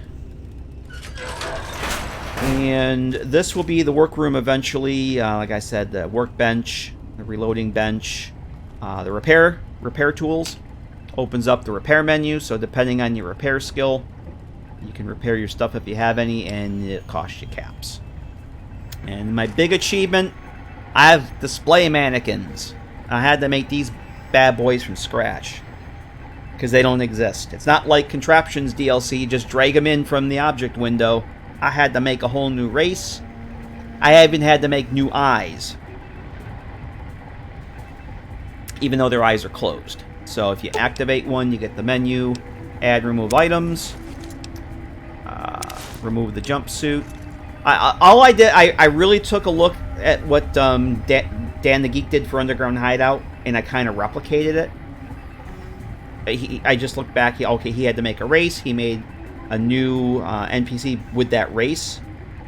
Looked at what his script did. I didn't think I needed a lot of the gobbledygook in his script, but I kind of did, because otherwise they ended up over here. There's a script that actually kind of, part of the script makes them stay put. So you can change them to female if you want. Hey, Ducks, how you doing? Good to see ya. Happy frickin' Monday. I hope you're well. But yeah, female mannequins too if you want. We're making mods and breaking things, Ducks. I'm doing New Vegas stuff now. So I think I gave the women the Robco jumpsuits. Let's change that one to female. In the middle of cooking dinner. Oh, nice. Got a little downtime. Well, cool. Good to see ya. Yeah, I gave them the Robco jumpsuit. So you can... I think I have 5... Or is it 6? I think I have 5 in the Fallout 4 mod. I put 5 in here. Oh yeah, her eyes are shut. Yeah, part of the script, it disables their AI and knocks them unconscious. Because even though they don't have any AI packages attached to them, they must have something hard-coded, because I put a female one over here to check it out. And she was over here, her head was going around, her eyes were blinking, her arms were swinging back and forth, and you could talk to her and she says, "What do you need?" and it was creepy as hell. So this is another one of Jokerine's mashups. Basically, it's like a surgery cart, but I have a script on this one. You want to perform plastic surgery, and you can change your face to a different preset here or customize it. So if you want to give yourself a different face, it's like a surgery chair in Fallout 4. Who does this guy remind you of? Somebody in chat may or may not have a beard similar to that. I don't know who that might be. So we got that. Autodoc. If I was crippled, sick, radiation sickness, broken bones, addictions, looks around at other people. So this was the script I had to fix. That was kind of the brokens. It wasn't curing the addictions. You are now completely healthy. And it all stemmed from just wanting to have that little feedback message, because the Dead Money one didn't have it. So, these guys over here, these are going to be mostly for power armor. But if you want, they work the same way. You can change them to female. You can change the equipment on them. But you've got this little stasis field switch up here I added. Adds the stasis field. So I got this idea from the Remnants bunker that you go to when you do Arcade's Quest. You go to the Remnants bunker, and in that part where they got the Verdurbaderb, they have all the stasis fields with the Enclave armor in it, the Enclave Advanced Power Armor. I thought that looked really cool. So that's kind of where I was going with this. But I thought it was really creepy to come in here the first time and see people in stasis fields. So I have these disabled by default. You can interact with them with the stasis field on. It's just easier to turn them off. So there's that. This is all essentially the same. I'm not going to do a whole lot with this. I am going to change things up a little bit. There was a terminal here, which is why there's actually a glow. There's a light for terminal glow, which I'm going to put a terminal back here probably. I haven't decided what I'm going to do with this yet. Some of this may be reworked. A lot of this static, or this lootable stuff is probably going to be static. I'm leaving that because it's for science, and we don't have those in Fallout 4, so I got to leave that there. Not sure what this is going to be yet. I am going to put more workbenches in here. These were actually in the workroom, and I didn't think they belonged there because they're too big to fit through the door, number one.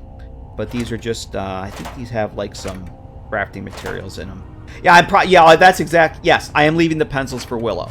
Or I'm going to have a box of pencils. Like maybe 3 or 4 or 5 pencils in it.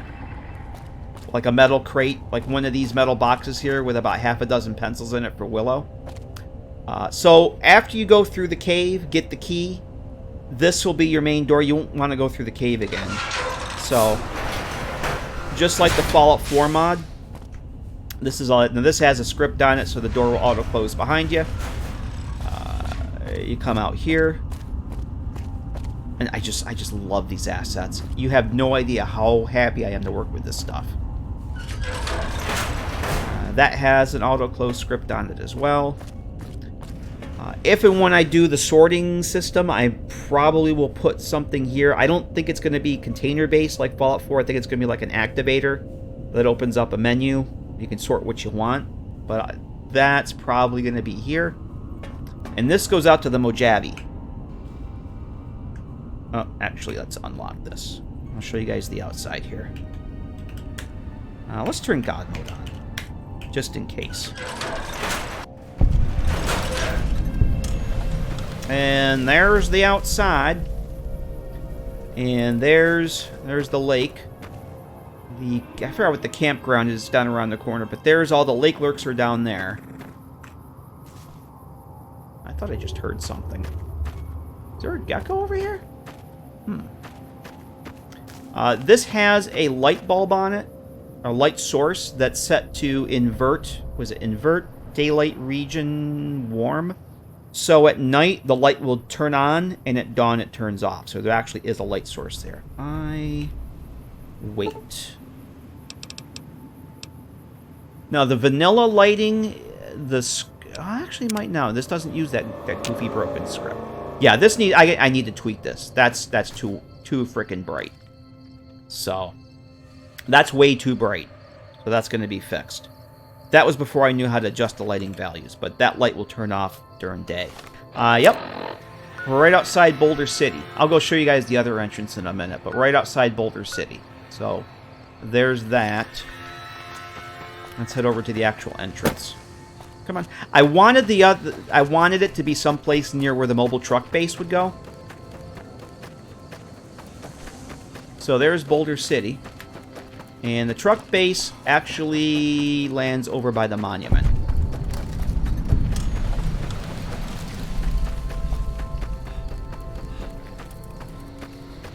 And there's Private Kowalski.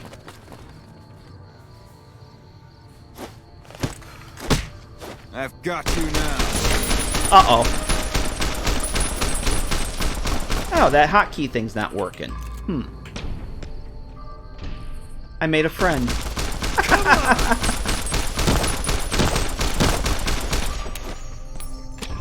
I have... Okay, that... Kill all hostile enemies, the hotkey's not working. Where'd he go? I wonder if he'll follow me.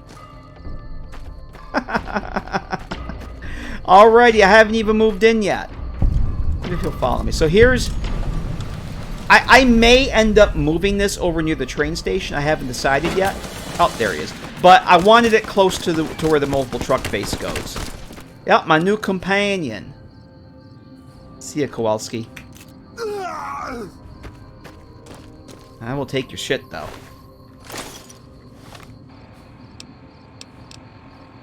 Yes, please. He died so that others may mod. I was thinking of moving it over towards the train station. I still might do that. I think it would make more sense over there. I was testing the caravan spot and put there, and you kept doing that. Oh, you kept doing that. I was just punching the... I don't know if I hit him or if I aggroed him by punching the thing, but he didn't even give me the warning, which was awesome. But now I have a gun.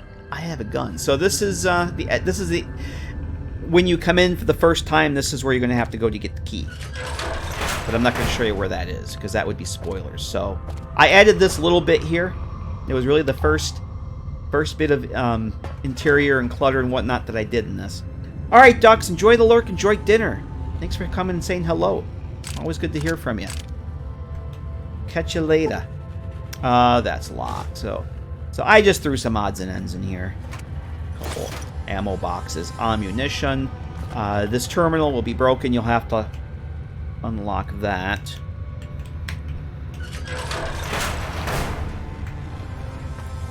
And I did change the lighting template on this because I thought it was a little too pitch black dark initially. There should be... Oh, yeah.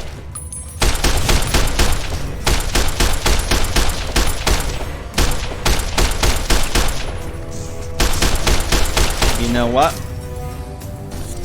Yeah, this is not working.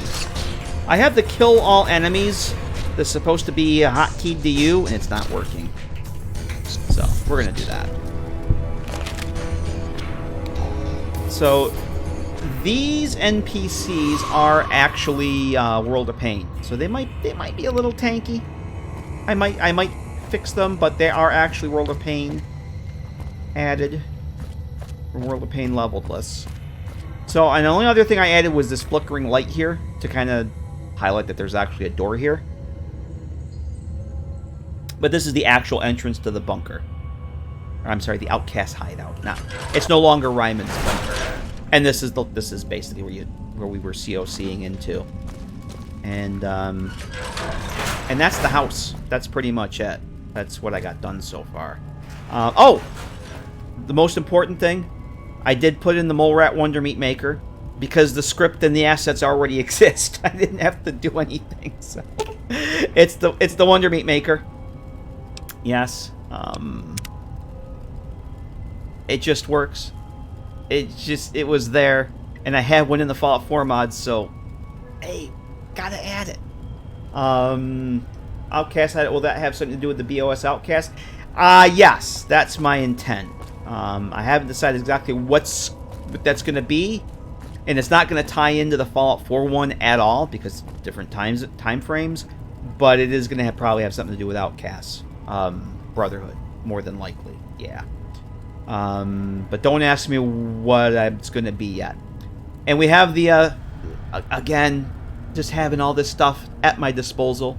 The Nuka-Cola neon sign that flickers, because you got to have that. You got to have that in the player home. It's awesome. With Muggy, you'll never want for Wonder Meat. No, that's a good point. I can get mole rat. I don't know where I get the mole rat meat from though. So all right, so we got 2 working desk lamps, which is awesome. Hey, Reaper, how you doing? Things on the do list are the harvestable plants. If I pick these, they will never grow back. Maybe that one's not harvestable. From a mole rat. Why, you wise guys. Yeah, that's a good place. NV, hello, how you doing? Pretty good for a Monday. My Monday was a Monday, Reaper. It was a Monday. And I'm only working Tuesday and Wednesday this week. I have Thursday and Friday off, so I'm very happy about that. But it's good to see you. Oh, yeah, that's... Unfortunately, there are... I actually don't think there's any dog bed markers in this game. I haven't looked... I'm pretty sure there's not. So I probably won't be able to have a dog bed in here. That would be really cool if I could. But my Fallout 4 mod, this is where Dog Meat's bed is. You can change it into a couch, but that's probably just going to stay. I'm not going to redo everything because I like the layout and the look. Because that's what I based the Fallout 4 version on. So I'm not going to change a whole lot, but like the harvestable plants, those will not grow back because I have the cell set to not respawn. The cell won't reset, so those will never grow back. However, Fallout 4 mod, I have a little garden over here in this area. These barrels are going to go. I'm going to put like a little hydroponic garden type thing over here with a timer script like I have in Fallout 4 that you harvest the moot fruit or the potatoes or whatever it is. 48 hours later, it essentially just disables and re-enables a static object. And the activator gives you the item in your inventory. I'm doing the same thing here. It's just going to be on a timer. 3 days later or whatever, they'll reset, they'll re-enable, and then you can harvest the crops again. So, yeah, because like the Brock flower, I take that will never respawn. So, those are going to be like static. There'll be an activator there, and then they'll just enable and disable with the script. So, I do want to have that, though. We're all outcasts on the East Coast because they left the BOS. They didn't agree with lines. Yes, but doesn't mean they stayed on the East Coast. Maybe they traveled. People do travel, you know. It's not like now where nobody travels.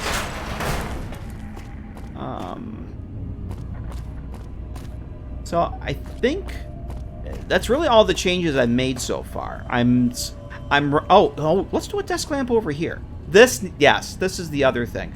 Oh, the other the desk fans, I did make all the desk fans static, so you cannot loot those for JT. Normally those are movable. You can pick them up, but you can't do anything but throw them around the room. So the desk fans and the telephones I have made statics because those are normally movable. Maybe the other thing I want to do is some of these books. I wanted to make those statics as well. I'm not a big fan of looting things in player homes and having the space empty because they don't reset. I don't like that. So all the coffee mugs for Muggy, a lot of those are probably going to be statics to taunt you with. Let's put another lamp over here and then maybe go make a few static books, and then I'll probably have to call it a night because I do got to work tomorrow. So, the fire extinguisher is static. If that wasn't, that would explode, I think. Fire extinguishers are movable statics. And I love the sound on this. This is the sound from Dead Money. I think it's when you deactivate the hologram emitters. It's a Dead Money sound effect, and I thought it fit perfectly. So, I was actually thinking of something with the toaster, Deckard, because there's already a toaster out here. I don't know what yet, but I saw this toaster. It's like, oh, Deckard's going to say something about the toaster. I'm not going to add a lot of stuff like that, though. Basically, this is already getting into feature creep land with the sorting system, all the scripted stuff I did. I initially was just going to do this as a home and call it done, as a standalone mod.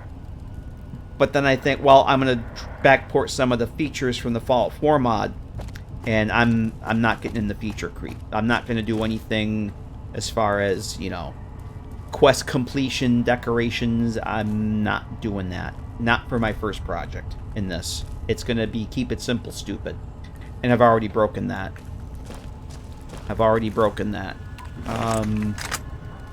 I've got to work on the sorting system. Whoops. All right. Let's go do that other desk lamp. And then maybe we'll see what time it is.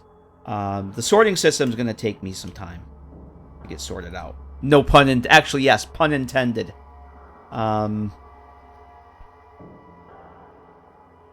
Copy and paste? Are you kidding me?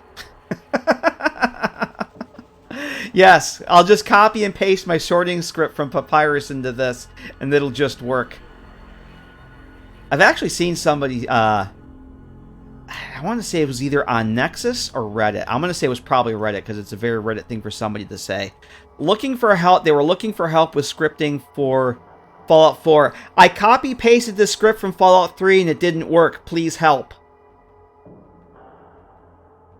Oh, you mean the toaster? Toaster is, it's a little more involved than that. I think Toaster is a talking activator. I think he's actually classified as an NPC. Yes. His form ID is actually Sync Toaster of Doom.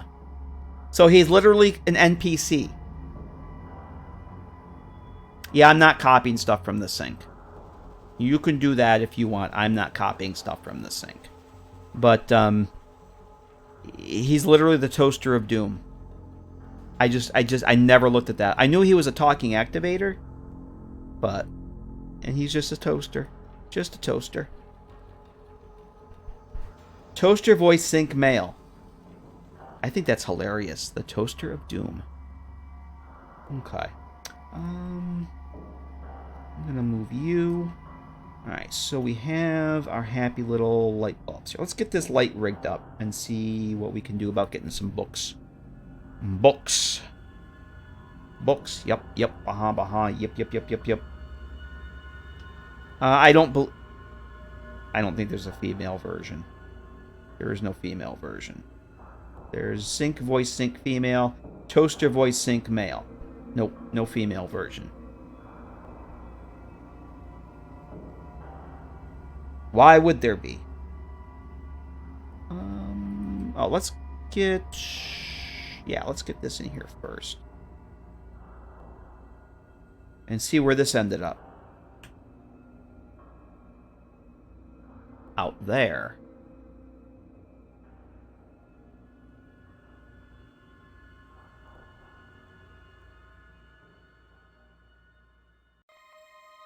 What am I looking for? This is the part of night where my eyes are not working very well. I think I had those set to 50. Persistent. We'll just move that out of the way for now. Let me turn these on. Let's go turn this off here. Layers. GECK extender team, we want layers. Let's get the X marker. Nope.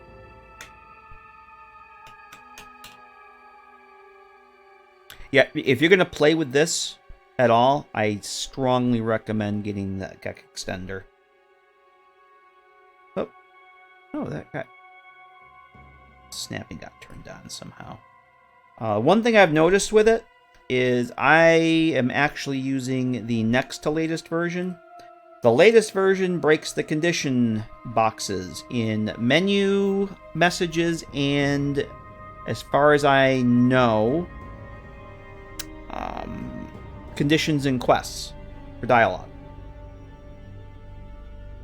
Oh, GECK, G-E-C-K, Garden of Eden Creation Kit. It's a play on the GECK that you have to go and recover in Fallout 3. Yeah, G-E-C-K. The Garden of Eden Creation Kit.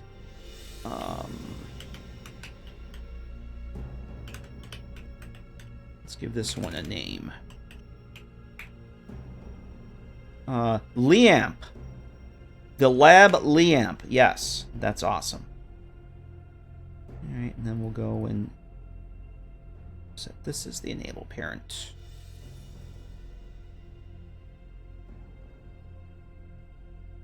And that's fine.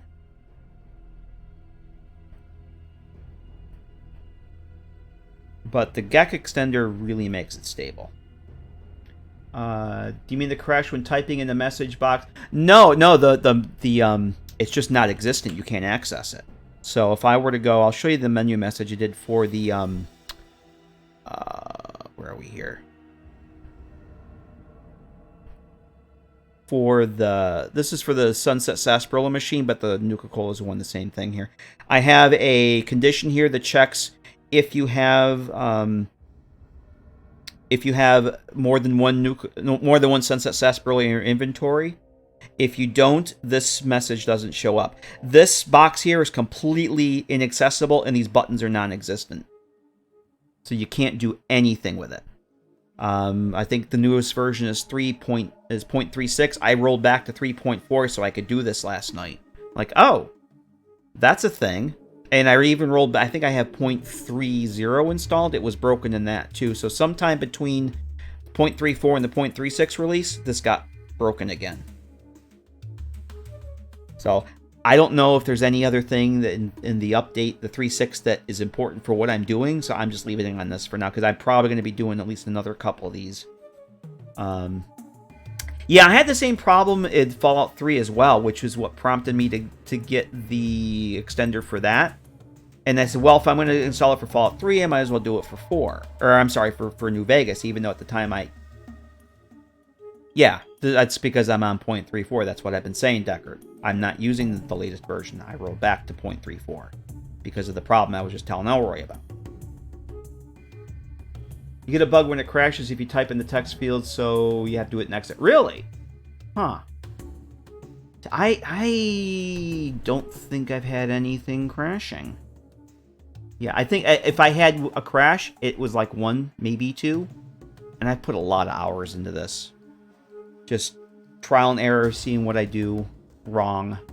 And then getting it to work. But yeah, it's pretty cool. And the fact that they're able to stabilize something this old and this janky is fucking brilliant. Google got caused by not having a sound card. Really? The crash? Okay, that's weird. Like maybe it's trying to play like a feedback sound or something. That's weird. Yeah, don't you guys have sound cards?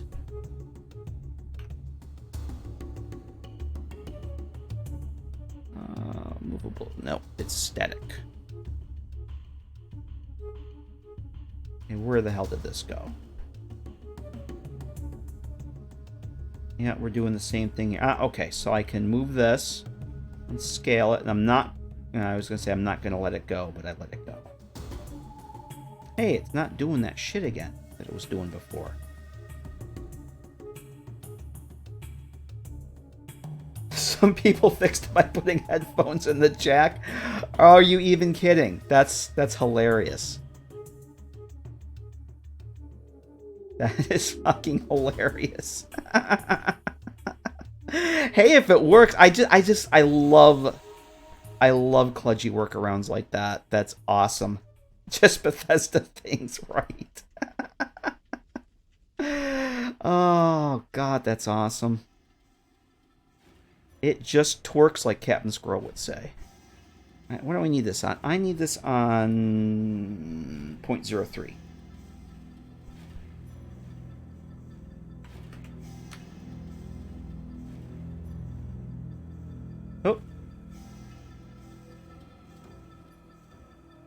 Yeah, the reason I first found out about the whole condition box missing is in Fallout 3, I use a mod that lets me hire multiple companions, but I couldn't hire Clover.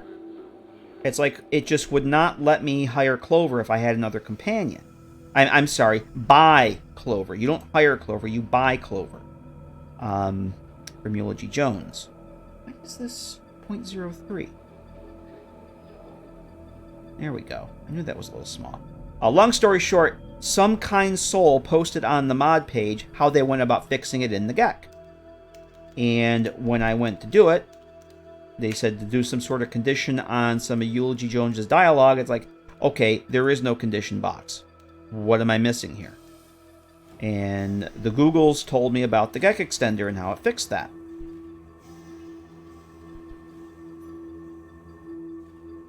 People are not for sale in Fallout 3, they are. Many people for sale in Fallout 3. Including Clover. So I was able to fix that, but only because somebody posted the fix. But I had to install the GECK extender to do it. And it's like, well, I might as well do it for New Vegas too, even though I probably won't be using it all that much. Alright, let's set this. Okay, I did do that initially. Okay, so that's. Alright, that's persistent. I want to make sure I remember to get these persistent here. That is. And that is. Alright, cool. So let's put you back here.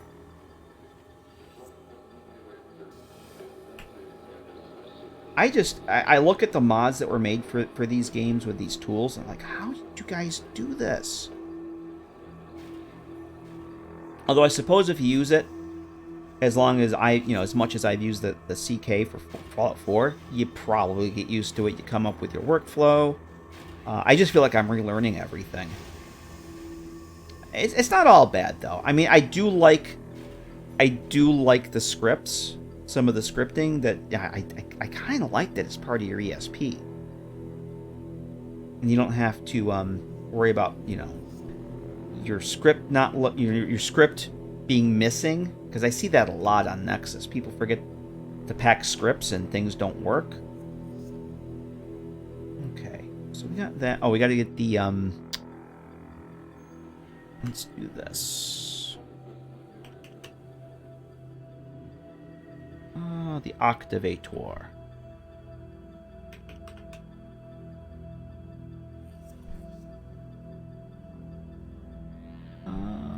Let's see.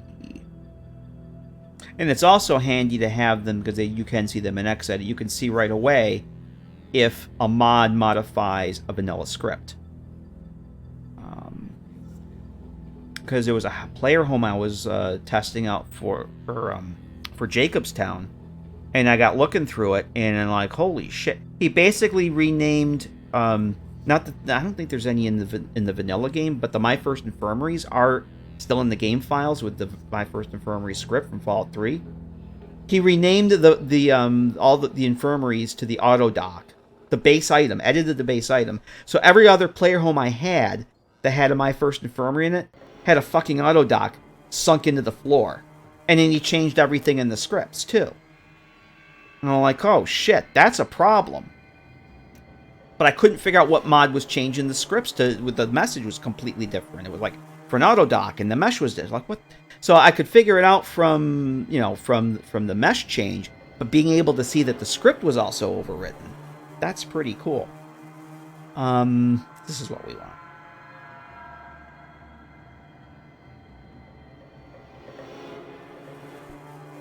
Okay. But this is it's been a lot of fun playing around with this though, and learning new stuff, and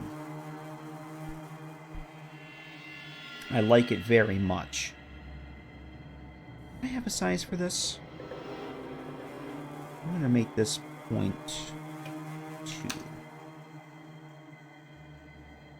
Come on. Okay, this needs to be much smaller. Uh-oh. Yeah, this is going to take me some getting used to.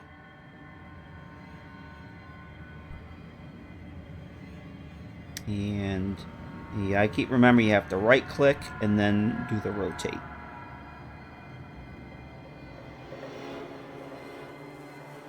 Oh, you know what?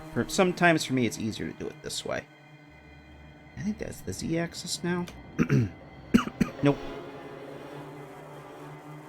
X. Nope. It's got to be Y. There's only one left. Why? Because we like you. No? Huh. Okay, that's not doing at all what I want it to do.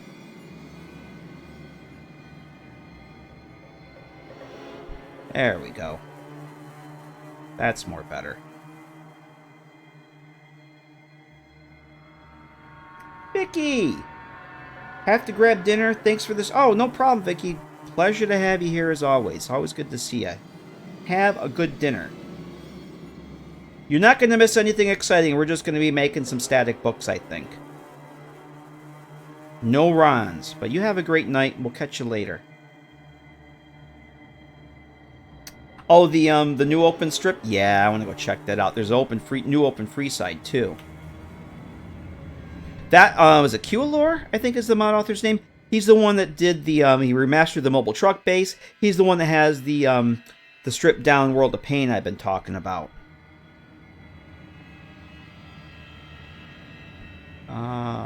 We gotta make that persistent too.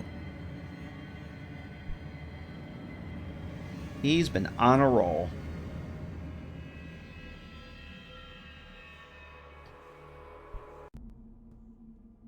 Okay. Yeah. Oh, did I change the... I did. Okay. Alright. Let's go try this one. And if this one works, we can go do some other stuff. There's one more in the kitchen I might do. But I'll do that off stream. I think 3 is good for tonight. Just to kind of get started. Decker says, use the old open strip and free side, but they gave me troubles nowadays. Don't use them anymore. Don't mind having the short loading screens. No, I'm so used to those loading screens. I will test those out just to check them out.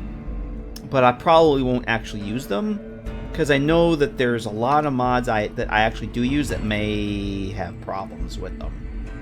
Like, I love that free side apartment mod that I use. So, that might be an issue. But... that's why we test. For science!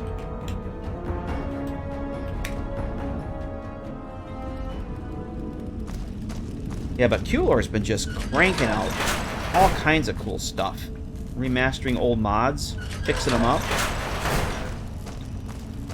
Aorus says, using a mod that made the gates invisible was a nice compromise. Oh! I remember seeing that a while back. Does it work? What? Oh! Alright. I used the wrong activator. I grabbed the wrong fucking activator. Oh, hey! It's a light! It's a barber! It's a light barber! Yay! It's the barber lamp! But it's got the wrong mesh. I just need... oh, I think actually Joe Green might even have somebody had a barber pole mesh. I could put a light on it. Nah, we're not leaving that. We're going to go fix that right now. We do have a fix and replace, actually. Yeah, this is, yeah, it's the mirror. Here, the Beach Boys now are barber. Oh my. Alright. Yeah, you heard it here first. I told you we were going to break stuff. Okay, so I should have a lamp switch. Bam. Bam. Okay, that should work now. Just put it on your head. That won't be the first time I do something like that.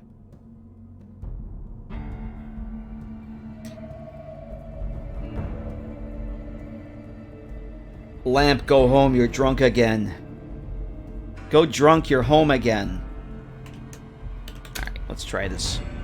It was just to see if you guys were paying attention. Obviously you were.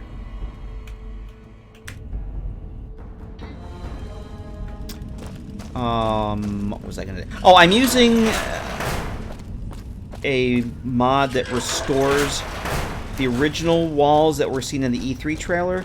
So instead of around the strip, so instead of having those junk metal walls, they're actual concrete walls with like the guard towers that you see at McCarran. It's pretty cool, and it adds a south entrance to the strip. So you get down to the end of the strip by the NCR embassy, there's a gate there. And you can just get out and you're basically outside McCarran and the as I call it, the Elroy Motel. Yay, that's better. Because if I left this, I'd have to go and put a light switch trigger on the mirror to even it all out. Yay. There we go. I'm a happy little lamp now. Cool. Alright. I may end up adding one here. This was another Jokerine asset here. I don't know what I'm going to do with it yet, but I thought it was cool. She has the microfiche table, but without the machine. So I might put some clutter or something there. This is all going to be different. And I don't know what else it's going to be here, but...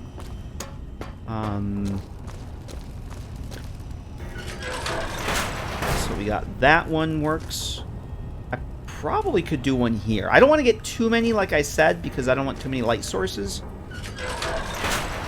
Because it's New Vegas. Crunch! Crunch did not miss any runs. You did not, sir. Not going to be too many runs tonight.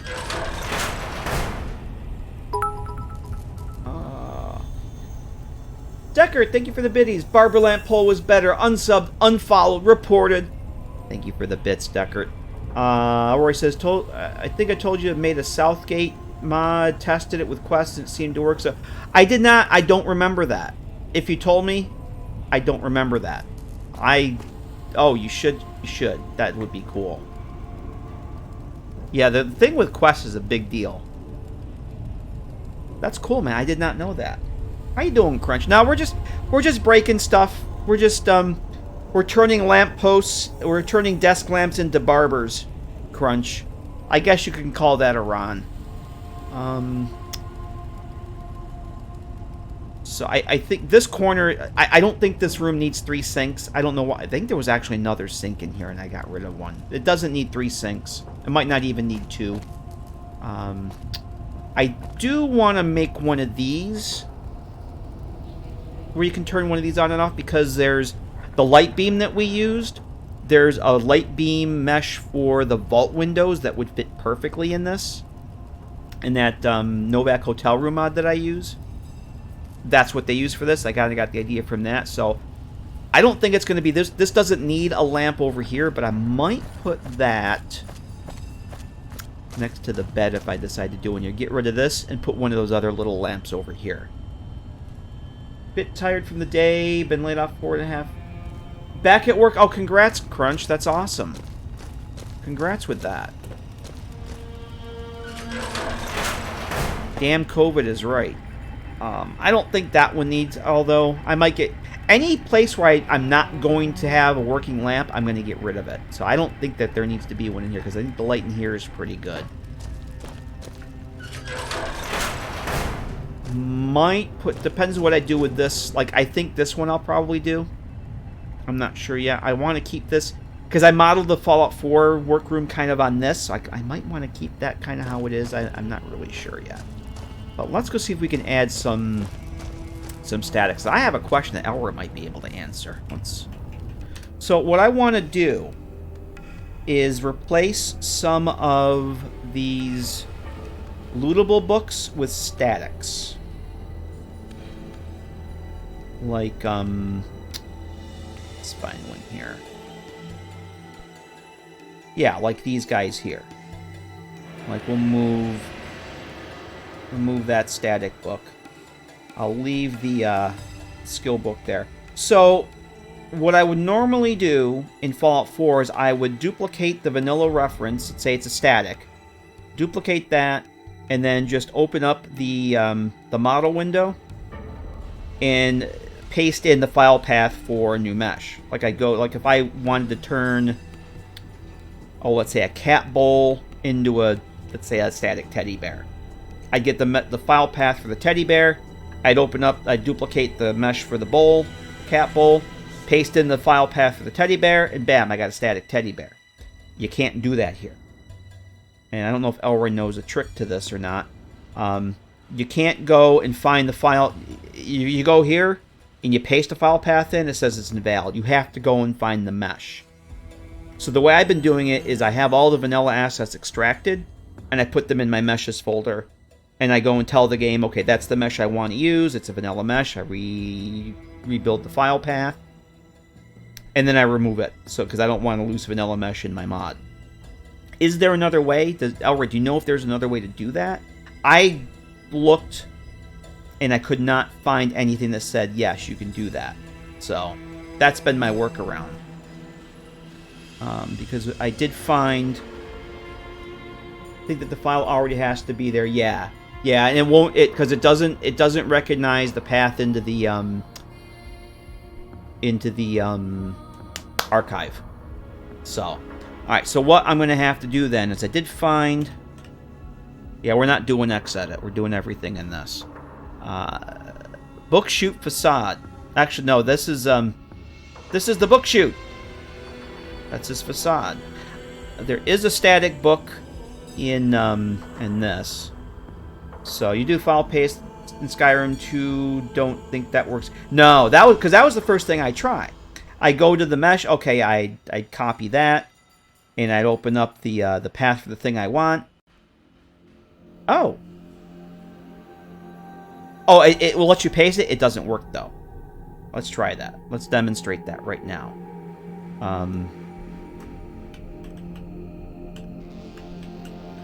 Because I think the mesh has to be there and you have to point to it.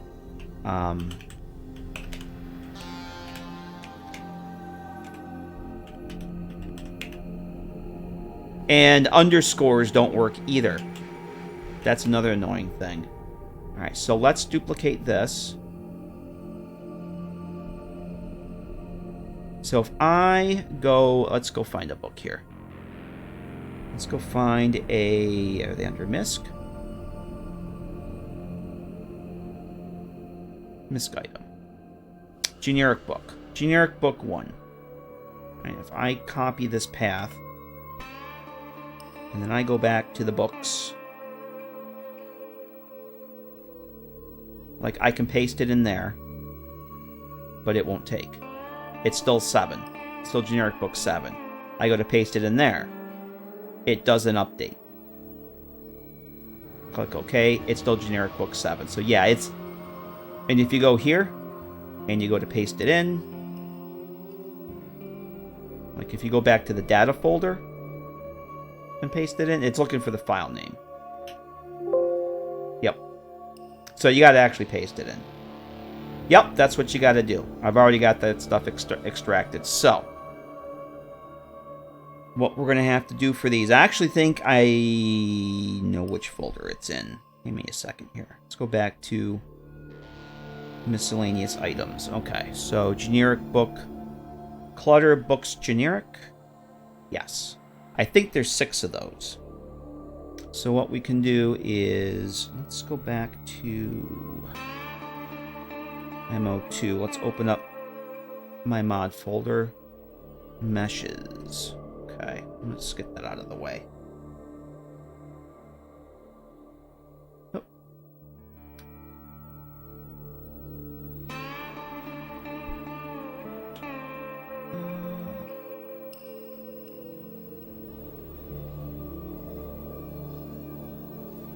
I have my extractions here.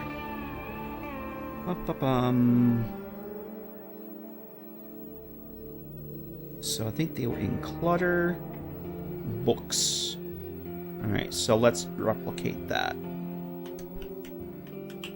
Because this way, once I get those set, I can delete this folder. I'm just going to copy this. All that done. Delete that folder. I don't want those loose vanilla files as part of my mod. Do not want. Do not want. So to make the GECK happy, I should be able to now Oh, do I have to reload it? I may have to reload the GECK. It may not recognize them there. I may have to quit. It's probably time to quit the GECK anyway. Yeah, let's do that. It's like Fallout 4. You make a new material file or texture. It doesn't recognize it unless you reload it. Like a new material file will not show up. Oh, the other thing. Elroy probably knows this. I didn't know this, but I always thought that, oh yeah, there's no material files in this. You can't do material swaps, but you kind of can with these texture sets. I was looking through this over the weekend. Like, this is pretty cool. So in Fallout 4, you can do a custom material swap on a mesh at the model level. Like if you go into, let's go find the books again.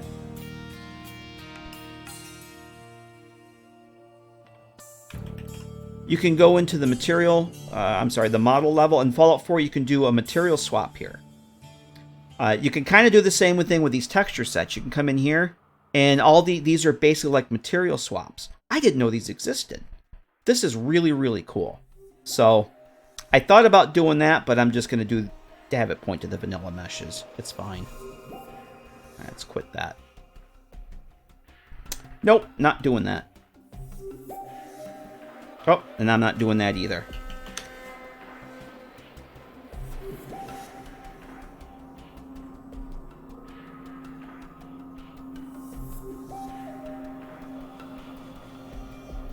I don't plan on doing a whole lot of this. Making statics. I have a whole slew of modders resources that has stuff as statics. I don't think there's any books. They work for most things, but not all, like, not creatures. Yeah, there was, I was looking in the GECK wiki. It said something, I think it was furniture, that if you do a texture set swap on furniture, it will crash the GECK and the game.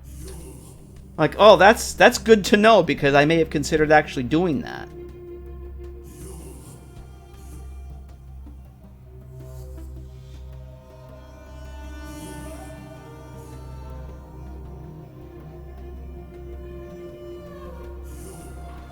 But I want to play around with that. Some not necessarily on this, but just in general to see how they work.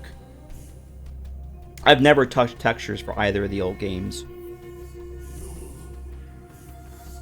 And if I do the sorting system, I'm probably going to want to have some labeled containers for everything. Probably should back up this thing too, but that's fine. Alright. So let's do this. I should pick these up now. Yes? Yep. Okay, there's one. So we're just going to... I'm going to do like 4 of these. Oops. As I say 4.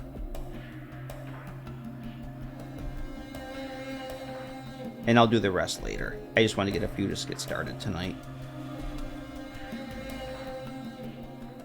Okay. Actually, I think there's 6. I'll do all 6 right now. I think there's only 6. The rest are burned. Okay, 8. I think... Yeah, we'll do 8. So this would be 3...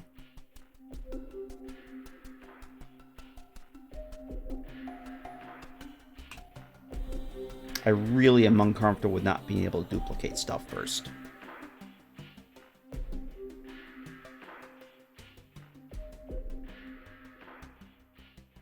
That's not how I like doing this, but GECK says no.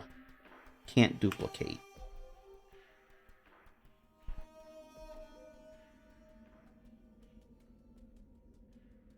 Joke Arena has a whole bunch of nice, cool little book piles and book stacks. And books on a, like stacks for putting in a bookshelf. But I don't think she's only got one static single book, and it has some other clutter in it, which I'm going to use. But I like having random books strewn about, so I'm going to add a few of these. Okay, there's only 8. I'll just do those 8, and then we'll call it done. I'm not going to put the burned books in.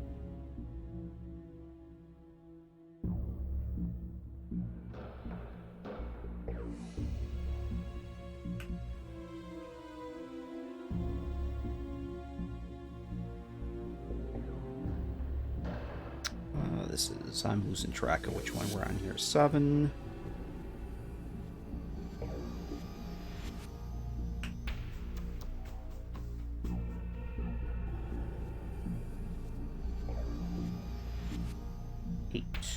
Okay, cool. Alright. And so there's those. And then I did want to add a couple of jokerines. Let's go back here. Turn that off because I'm going to have to get into the file browser here in a minute. Now, I do want to go and add... What am I looking for here? Oh, the cell window here. Let's get that where I can see it.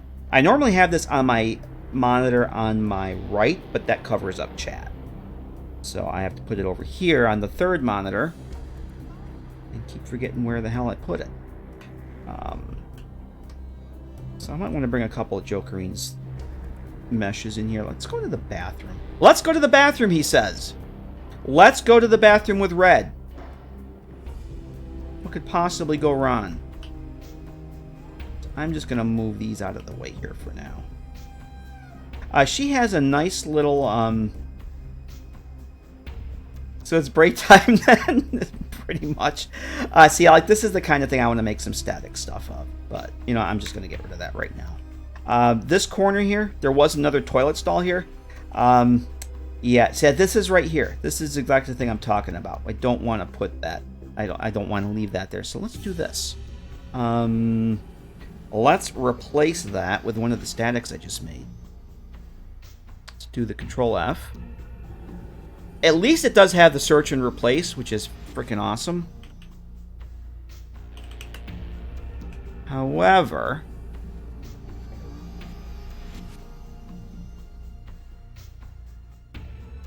there they are. Let's just go 5. Bam. Kinda sus. Yep, pretty much. So there's a static book. So there were 3 toilet stalls. It's like, you got 3 sinks, you need 3 you really need 3 toilets here. I'm tempted to leave this here too. The cute little graffiti. I think that wants to stay in the shower. Don't question it. It's fine. Jokerine has a very nice little... Come, I can't, Oh. A very nice little cleaning. I think I put that in here. Nope, that's menus, meshes.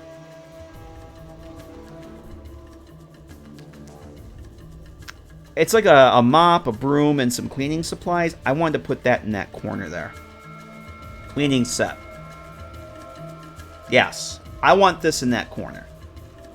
The things she's done for 3 New Vegas are like the kind of things that like Eleanor and myself and like the creative clutter team put all these little mashups together. But she's got some really cool stuff for 3 New Vegas, and I really want to use some of that because it's just awesome. And she makes it available for everybody to use. So I'm gonna add that in here. So let's do that. Brad says, "Stop drinking all those ice cold Nuka-Colas." I know, right? Alright, so we want to make sure we're in statics. I already have some of her stuff in. I went and renamed it with JOK for Jokerine, so I know whose meshes are whose, because I am using some other modder stuff in this. And everybody has their own directory, so that when I get the assets together, I know who to put in the credits. And all that good stuff. So we're just going to drag... You can also drag the meshes in from... Since I'm in MO2, I've been using the Virtual File Explorer, because that's how everything in the virtual file system gets recognized, and it works.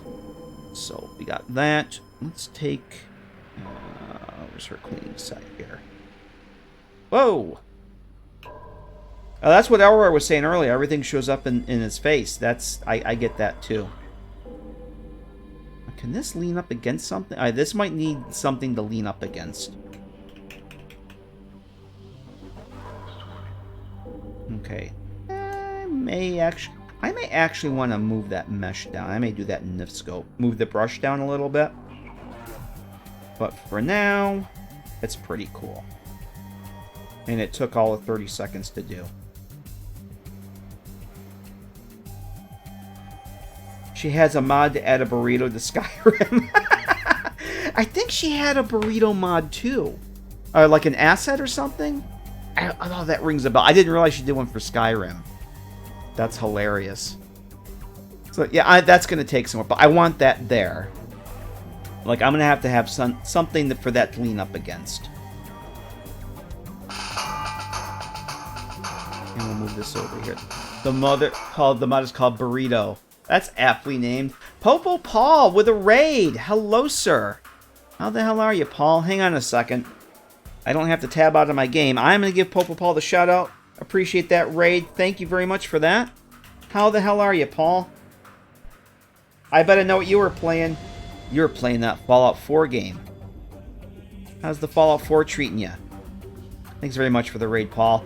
For those of you who don't know what we're doing, we are playing the New Vegas GECK. I am making a player home mod for Fallout New Vegas. This is the Garden of Eden creation kit, and this is what you make stuff with. Or, if it's me, what you break stuff with.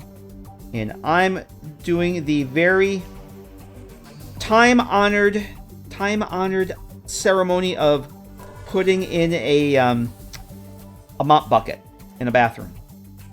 Because that's what I do. Spend a lot of time using a board against Miralurks and Assault. That would take a lot of time. I can see that. I can see that being a thing. But welcome, everyone. We're just hanging out, chilling. We're making a mod. We made some working lamps, and now we're just adding some little bit of clutter. And I'm probably going to be wrapping up here another 20 minutes or so. Let's go do some more books. Let's go play some more static. Oh, here's another static book we can go and add. The other thing I missed from the Fallout 4, the CK, is being able to alt scroll and control scroll through objects. Yeah, that doesn't work here. I missed that. So yeah, we're making a player home mod. It's based on another mod, a much larger mod that I've basically extracted 2 cells from, and it's going to compromise the player home mod. And I'm just going through and adding some personalized touches, adding some scripted stuff so things actually work. Or as we say with Bethesda games, they just work. All right, that's not the one I wanted. Oh, geez, Elroy, I'm so used to that. The first time I came in to do something, I alt-scrolled and I did the zoomy thing. I'm like, oh, I guess that's not a thing, is it? Oh, that's a bigger book. Okay, I don't want the bigger book. Which one of these books am I looking for? I want a very specific... I kind of want the same book that was there. Which of these did I add here? You know what? Book 4 is good. Let's go for book 4.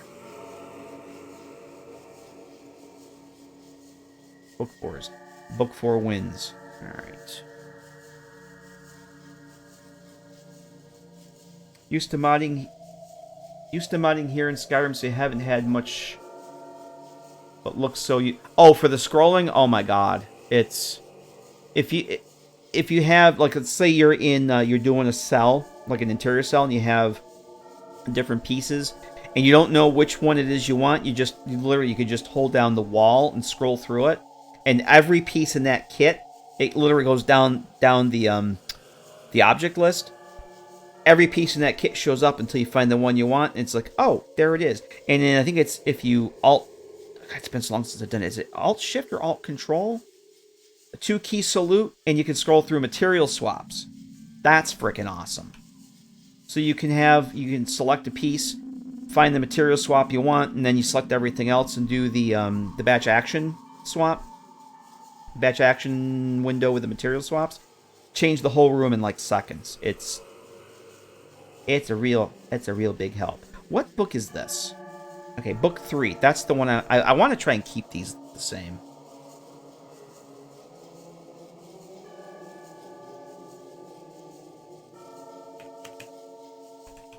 But this will take some getting used to.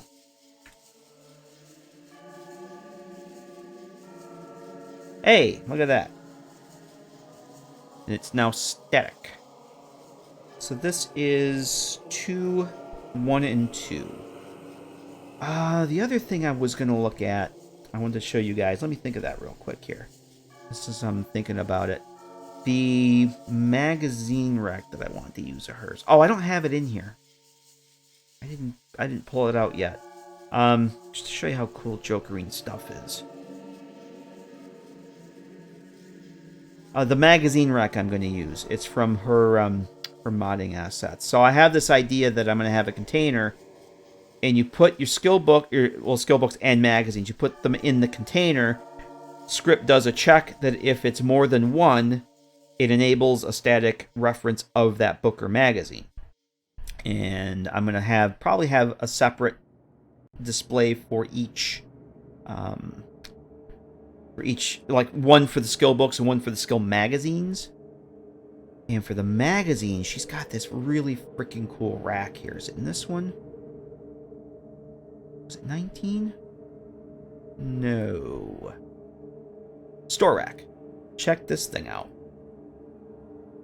How you like putting your skill books onto this thing and have them show up on the little racks here? I saw this, like, that's a magazine rack right there. Just waiting to happen. I'm going to come up with new artwork for this. But I'll have be like a container, and you open the container, you put, let's say you put a Future Weapons Today. Put one in there, Future Weapons Today shows up on the shelf. Guess thing with the janky controls in the GECK is kind of like trying to play Fallout 1 and 2 when you started the newer games. Yes, it's hard to go back. I'm getting used to it. I'm getting used to it, but every time I want to do something new, it's like, how do I do this? And, yeah. And not being familiar with the assets is also something I'm finding. Like, I've gotten pretty familiar with where things are in Fallout 4 GECK, in the Fallout 4 GECK, knowing what certain objects are named and knowing what to search for. I have no clue in this. I spent a lot of time. I know what the thing looks like, so I know where cell where I've seen it. So I go to that cell, and it's like, that's the thing. Okay, that's what that's called, and that goes in my little text file. But yeah, it's not as bad as I thought it was going to be. It's just a real learning curve because I don't know what any of these things are called. Like, I never would, book generic is like one thing, but I don't know. It's going to take me some time to get used to what these assets are.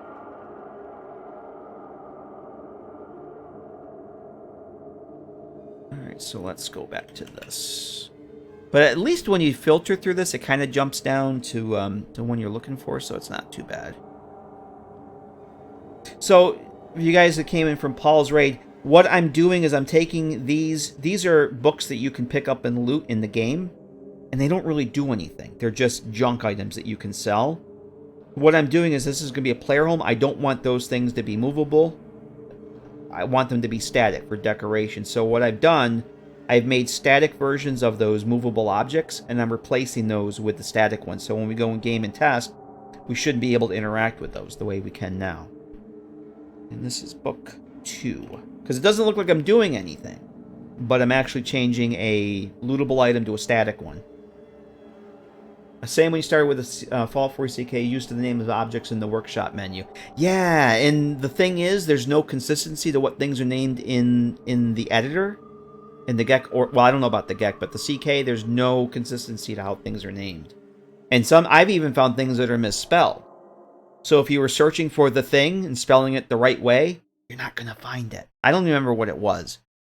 But like the high-tech stuff, like the high-tech kit, the room assets, like the walls, the floors, the ceiling, are all HITECH. But some of the decorations, the set dressing stuff, and the props are HIGH tech. So you have HI and HIGH, I think. It was, it's annoying. All right, so this is book 2.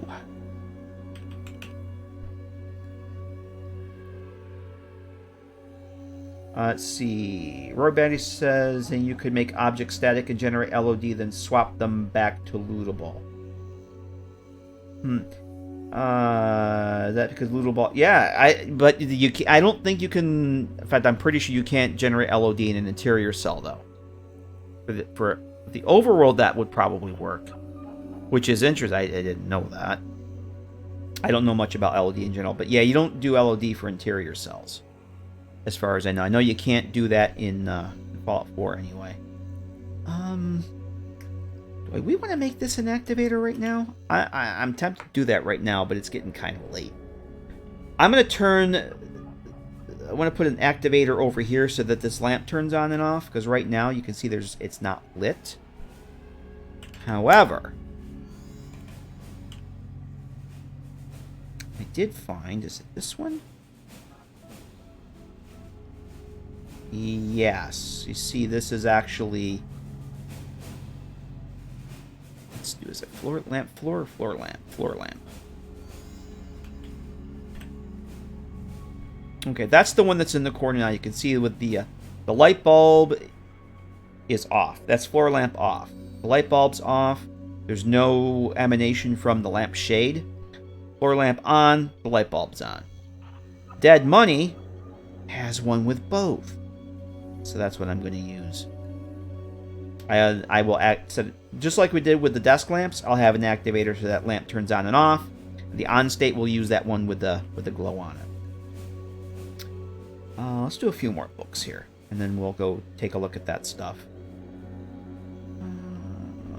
Was there one over here? No. Oh, you know what? Let's go. I was talking about Jokerine's chess set. Let's go, or checkers. Let's go add that right now.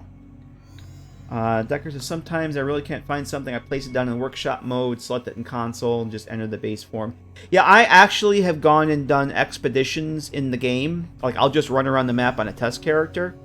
Just clicking on just clicking on things and jotting down the reference, or jotting it down on a piece of paper, and then going in the GECK and doing the text find for it. Like, you can go up to find text. If you have a ref ID, you can come up here and plug that in. It'll take you to that item in a certain cell. I did that a lot trying to scout out locations for player homes. Like, oh, this would be a great place for a house. But the cell had no name. It was just a basic wilderness cell. But there's a tire sitting right there. So I'd click on the tire. I'd get the ref ID. I'd come and plug it in here. Oh, there it is. That's the cell I want. So I would make a note of that. And that's how I got the location for the, what is it? The scavenger safe house. You have a mod that shows the base ID. Yeah, I have that too. But I didn't have it. I don't think that mod existed when I was doing that. But I have that now too. Alright, let's get Jokerine's checkers. Uh-oh. Huh? Oh, okay, that's crashing NIF scope. There it goes. I say, it must be a problem with the virtual faucet, because I've looked at this before. Take screenshots with the console and open them. That's a good idea too. That's a good idea. I see Roy Batty do that. Especially when he's tracking down bugs. When he sees a bug in something, he'll do that. Take the screenshot with the console open. I think... Isn't one of the, Doesn't Stewie's Tweaks have something where you can make comments for screenshots or something? I want to say Stewie's Tweaks does something where you can type something in the console, it does something, it exports it out to a text file. I can't remember. Can't remember. When I noticed that you can enter form IDs in the CK filter field. Yep. Alright, so yeah, this is her chest. I like this, or checkers rather. One side Sunset Sarsaparilla, one side is Nuka-Cola. So we're going to grab that, break that in, and we're going to put that on this table here. Because that's static. Let's put that.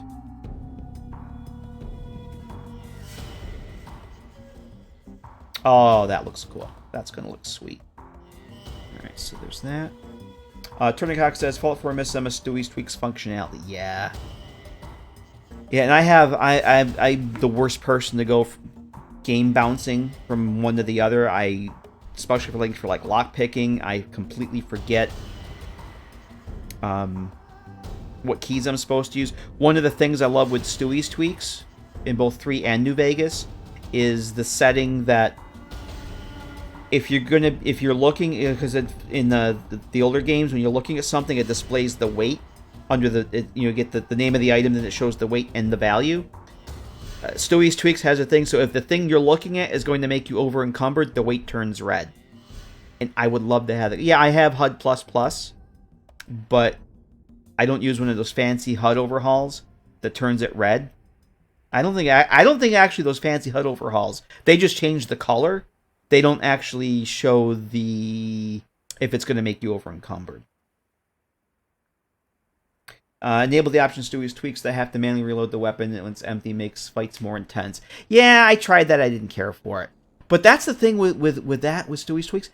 There's something for everybody. No matter your play style, no matter how you want your game to be, there's something there for you. And the beautiful thing about it, you change a 0 to a 1, you don't like it, you just change it back to a 0. You don't have to worry about, well, that's burned into my save. It's like I have to start a new game. No, you just quit the game. You go at the ini file, you load the game back up, and you're right back to where you were. It's so much fun to test that shit out with. I love it. All right, book, book, ba ba ba book, book, baha baha, yip. I think there are some books in the lab here we can do, and then I think we'll go take a look at those. Did I have no books in here? Did I get rid of the books? Oh no, there's a book right here. All right, I'm leaving this terminal here. See, this is the other kind of the fission batteries. I think Joe Green has some static with like a little bin with some of those in it. I gotta look at. All right, let's do. This is book 2.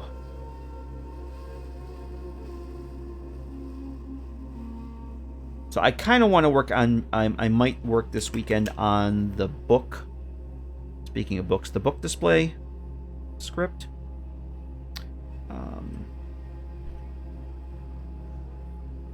Okay, that's a book generic 4. Yeah, I'm going to leave these kind of where they are for now. They're fine. I will be leaving the pencils for Willow, though. Either I'm going to leave them where they are, or I'm going to remove them and put a container with a few pencils. Actually, you know what? I don't know if the... I have an idea. I have an idea. I'll show you guys in a second here what my idea is. I think Deckert may actually approve of my idea.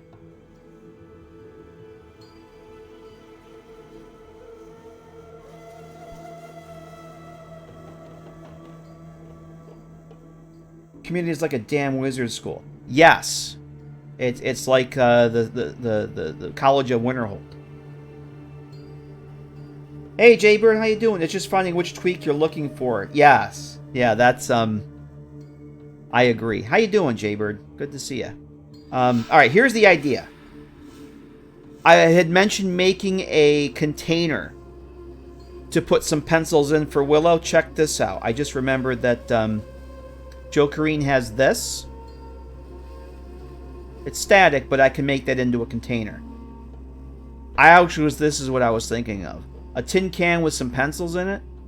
Now, if I can get it to work, I don't know what the collision or the havoc's going to be like, but if I could have a static tin can and put the lootable pencils in the tin can and label it something like Pencils for Willow, make the container called Pencils for Willow. Shut up and take my biddies. I take that as an approval. Thank you very much for... Thanks for those 100 bits, Deckert. Yeah, I think... Well, this is definitely going in, but if I can make that a container with some pencils in it, I'll do that. But I think it would be actually pretty cool to have it where you actually take the pencils, but then you're stuck with an empty tin can on the desk. So I might actually do this. Because I have one of these in Fallout 4 with a tin can and some pens and stuff in it. Gonna do the same thing for the mugs. Yeah, that's a good idea, actually. I was thinking of doing something like that for Muggy, because all of these...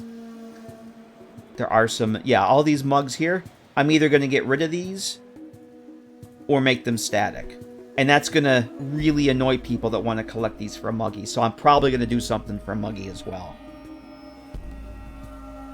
And maybe something with some components for the toaster. I don't know. I don't want to get... Again, I don't want to get too much into feature creep. But, yeah, that's what I'm thinking now, right? The collision might be iffy. Because I just know from doing stuff on Fallout 4, it doesn't just work. The collision on some of that shit is just so wonky. The wooden crates in Fallout 4, you cannot put anything on those without having the Do Not Havoc subtle flag on them, because they just float. Because the collision on those is so wonky. It's like, it's way above where the actual mesh should be. And the thing, you put something on one of those static wooden crates, it just floats on the top. So I'm thinking maybe it's going to be the container. I think one of the collision mods would fix that, probably open source. Like the better collision one? Yeah, and then you got to have oh, you mean to use in the mod? Yeah, that's a thing. I don't want to get into using too many external assets. I didn't want to get into using any external assets. I just wanted to have it initially to be the ESP. But then I got looking at Jokerine stuff. It's like, yeah, I could use that. Yeah, I could use that.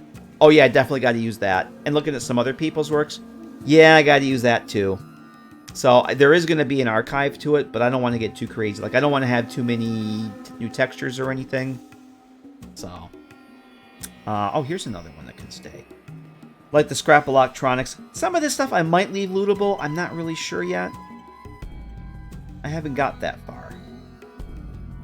But yeah, if I can find something with better meshes, better collision that has open permissions, I'd absolutely be open to using that stuff. The fact that the entire World of Pain mod he's essentially turned into a modder's resource just blows my mind. Just the New Vegas version, the Fallout 3 version, does not have the open permissions that the New Vegas one does.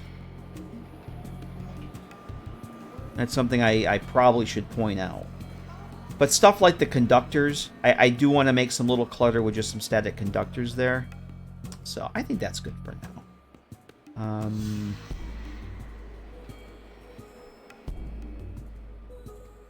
think that's good. Let's go test that stuff out and see what we got. Did I do this one? No, here's one that got away. Yeah, this being my first project, I'm already getting into the feature creep territory with all the scripted stuff. And if I do an inventory system, that's... Because I wasn't going to do one of those initially, but it's like, well, I'm doing all this other stuff. I might as well do that. Hey, Renaya, how you doing? Good to see ya.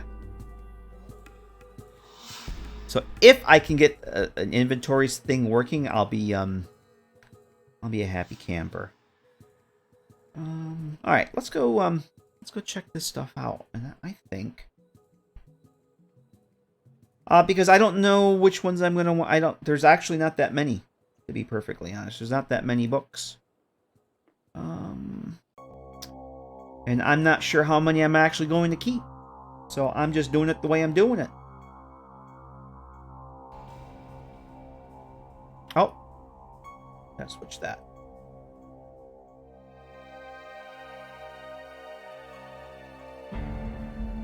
Good luck, the GECK would have crashed by now. That's why you need to install the GECK extender. It prevents a lot of that shit.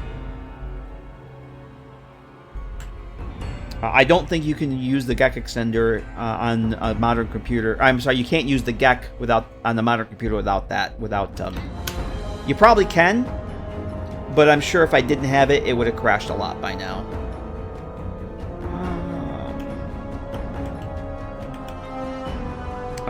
What am I looking for? Bunker. Yeah, I'm getting tired. Okay. Yeah, it's a script extender plugin. And you do have to launch the GECK through NVSC. I have a shortcut set up with the... What am I looking for? Books. With the editor flag on it. Alright, So, yep, that's static. This is another candidate for a lamp. So nice seeing you again. For perhaps the first time. Index Eri? I'm going to call you Index. Thank you very much for the follow. I think this is... Yeah, see, this has got to go. That needs to be static. The globe. Whee! Yep, that's got to go. That's got to get fixed. But we can still take the meeting people. May have it for Fallout 3, but not for New Vegas. Yeah, you definitely want it for Fallout 3's GECK. Absolutely. And that was the first one I installed, and I said, well, if I got it for 3, I might as well get it for New Vegas. Yep. And there's really nothing you need to do to special to configure it. Just make sure that you're launching it with the script extender. And you'll know because it'll give you the version of the GECK extender that you're using up in your window. I can show you when we get back. Yeah, I mean, I don't know how much of this is going to stay the way it is, how much I'm going to change. Ah, see, I missed that one. And I do have, I mean, Joe Corrine made some really nice little mashups with some books in them.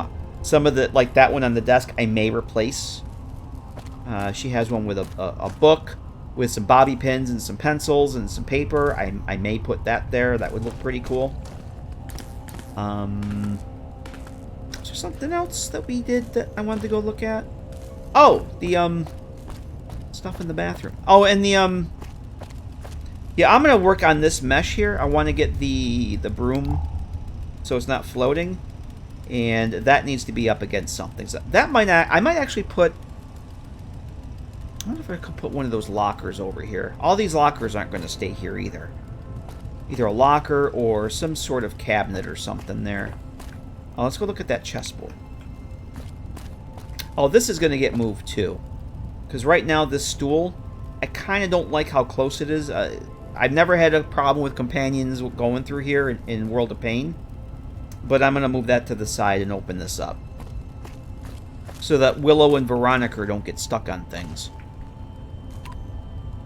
That looks cool. Our little lamp looks good on that. So there's our checkerboard. This will look a lot better if you guys use some of MCM or Oil Bueno textures too. Did we have any other stuff to check? I think that's it. Yeah, we did that desk lamp. Okay, we got that book. Yeah, I think that's good for tonight. I'm pretty happy. Yeah, Veronica's I love Veronica. She's awesome. Oh yeah, I put these here too, because my Fallout 4 mod has a little bench there, and it's also got a water cooler, so I put a water fountain there. That wasn't there before. Yeah, some of the stuff from the original, I'm probably going to keep it the way it is, but like the phone I made static, the iron I'll make static, the lunchbox, all these stuff, if I keep it, I'll make it static. I think that's good for tonight. I think that's, because it's getting late for me, and I'm getting very tired. So, no, this is as generic as you can get. I COC'd into the cell from the main menu. I didn't even build a character. I just launched the game, type COC, name of the cell, and you start off with everything 5 and no equipment. So nice seeing you It's again. a good way to just get For into a cell really perhaps quick the to do first testing. time. Lurkin Merc, thank you for the follow. Appreciate that. Yeah, if you launch the game from the main menu, you just open the console, COC, name of the cell, and it spawns you in with a test character. And you have no inventory and really shitty stats, and you're wearing nothing. That's it. It's a really good way to just load into a cell, see what you did, quit, fix what you broke, load back in, see if your fix worked. I did replace the bed. That's not the bed that was here originally. Yeah, you can do it in Fallout 4 too, and you can do it pretty much any Bethesda game, as far as I know. I don't know about... I'm assuming you can do it in Oblivion. Let's say any Bethesda game that does console commands, there's probably a command to do that. I don't know for sure, though. Because I've only done it... Well, I know Skyrim you can do it because I've done it. Like, all this stuff... I have static clutter for all this stuff. Like, the cups... These paper cups are static, but these aren't. And that annoys me. So it's all either got to be one or the other. It can't be both. Like the plates... But I can't loot those paper cups. It's just annoying. And the NCR radios, I can't loot the NCR radio. You can spawn as generic Dragonborn dude. Okay, cool. I assume that you could, but I don't know that I've ever done it in Skyrim, to be perfectly honest. So I showed you guys that. That's joke. I don't know that this table's going to stay. I just put that there to get the activator and that tested, and it works. So yeah, these are, you know, World of Pain. They're all empty ammo boxes. These are gonna go either. I'm gonna put the ammo sorting shelves over here whenever I figure out what I'm gonna do. But these will not be here. This will be something else. All this is gonna be something else. There will be workbenches in here. And I was thinking, since I have the space out here, I'll put another set of workbenches.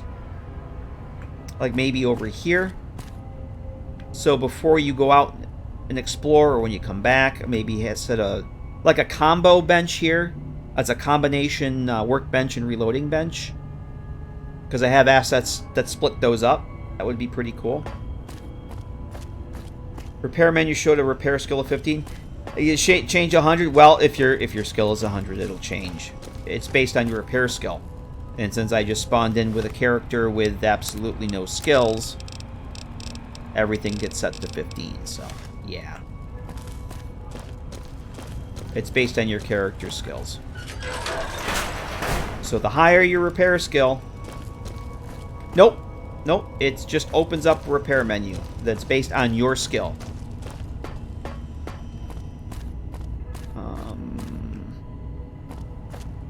Because having a readily available 100 repair might be a little cheesy.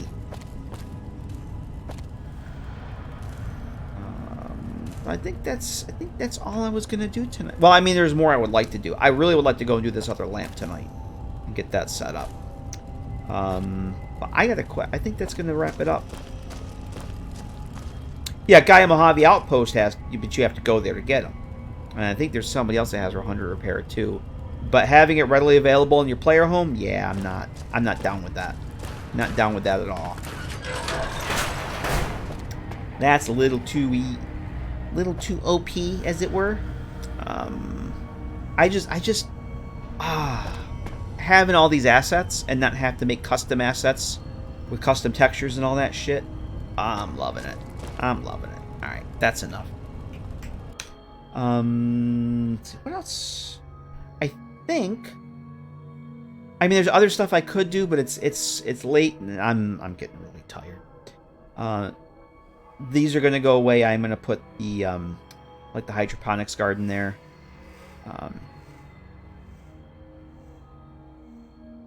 Small buff to your repair because you're at home could be given. Yeah, see, that kinds of go outside the scope of just a player home, though. That's where we get into feature creep. I like that idea. But I'm not gonna do anything that. I mean, I'm already gonna do the shower that gives you a barter speech and charisma buff with a temporary magic effect. I got to draw the lines. There's so many things I could do, but this is my first mod for New Vegas. I'm already the feature creep. We're already in full feature creep mode because I couldn't let it go. I couldn't say, yeah, this is going to be like my Fallout 4 house. That's based on this cell and not have the stuff that I have in the Fallout 4 mod. It wouldn't just work. So yeah, a little buff, but that gives you incentive to get your repair skill up. It's more convenience than anything else. And I saw that Jokerine had this really cool little mesh. Oh, I got to use that toolbox. I already use a mod in both 3 and New Vegas that lets you repair stuff at a workbench. And I'm perfectly fine with it. Any workbench I go to, whether I'm at my player home or not, it's based on my repair skill. So, The one I'm using for New Vegas actually adds like it's a recipe, and then you activate the recipe and it opens up the barter menu. It's a little different than the Fallout 3 one I'm working on, where it's basically, I think it just adds a script to the workbench base object, and you get a menu that says, do you want to repair or do you want to craft? And if you hit repair, then it opens up the repair menu. But yeah, the New Vegas one I have, actually, it opens it. I actually think that one might do what Deckard was mentioning. It actually does link to an NPC, because we've seen the NPC. He's on top of a hill over by Duverham, and yes, I said Duverham intentionally. It actually does link to an NPC repairman with 100 repair skill. I just remembered that. Yeah, and I actually moved him. I moved him so he's not on top of the mountain by Hoover Dam anymore. So we will not see him. It's just weird. Why is this guy up on the hill? And then I clicked on him in the console. I was like, oh, that's from the repair mod. That's awesome. He's just hanging on top of the freaking hill. Alright, so yes, Duverham. I'm gonna wrap it here, guys. Yeah, I'm not gonna do too much more as far as adding clutter and stuff, because I don't want the mod to be any more size-wise than it is. And I'm already looking at this, at the memory up here. It's already gone up a few ticks since I started. I don't want to go too much more with it. I am going to add room bounds and portals too. I think it needs to be optimized a little bit, so I'm probably gonna break it into like this will be all one big portal here, or room bound, and maybe some of this will be another room bound. So I want to split it up into maybe 4, just to get some optimization going a little bit, because I think it's gonna need it. But a lot of this is gonna stay, but I'm just gonna tweak things a little bit. I don't want to get too far from the original, because I really like the original. So, but I think that's gonna do it for me tonight, everybody. Let me, because I'm getting tired. So, I think you specify the reference when calling the repair menu. Yes. I did look in the mod to figure out what the hell this guy was, why he was there, and it's like, oh, that's actually the repair. Yeah, that's exactly what it does. It opens up the repair menu. He's like a linked reference. It kind of works the same way that the commissary terminals work, where there's a vendor off in another cell. And I actually did set up a vendor in another cell. Actually, I can go show you guys. I can go show you guys vendor or commissary, all by himself. There's commissary. Is that what I called him? So the commissary terminal just, yep, commissary. Say hi to commissary, everybody. It just opens up his barter menu. And then he's linked to his vendor container here. So, that's commissary. So, yeah, this was fun. I did not expect so many freaking people to show up and watch this tonight. This was awesome.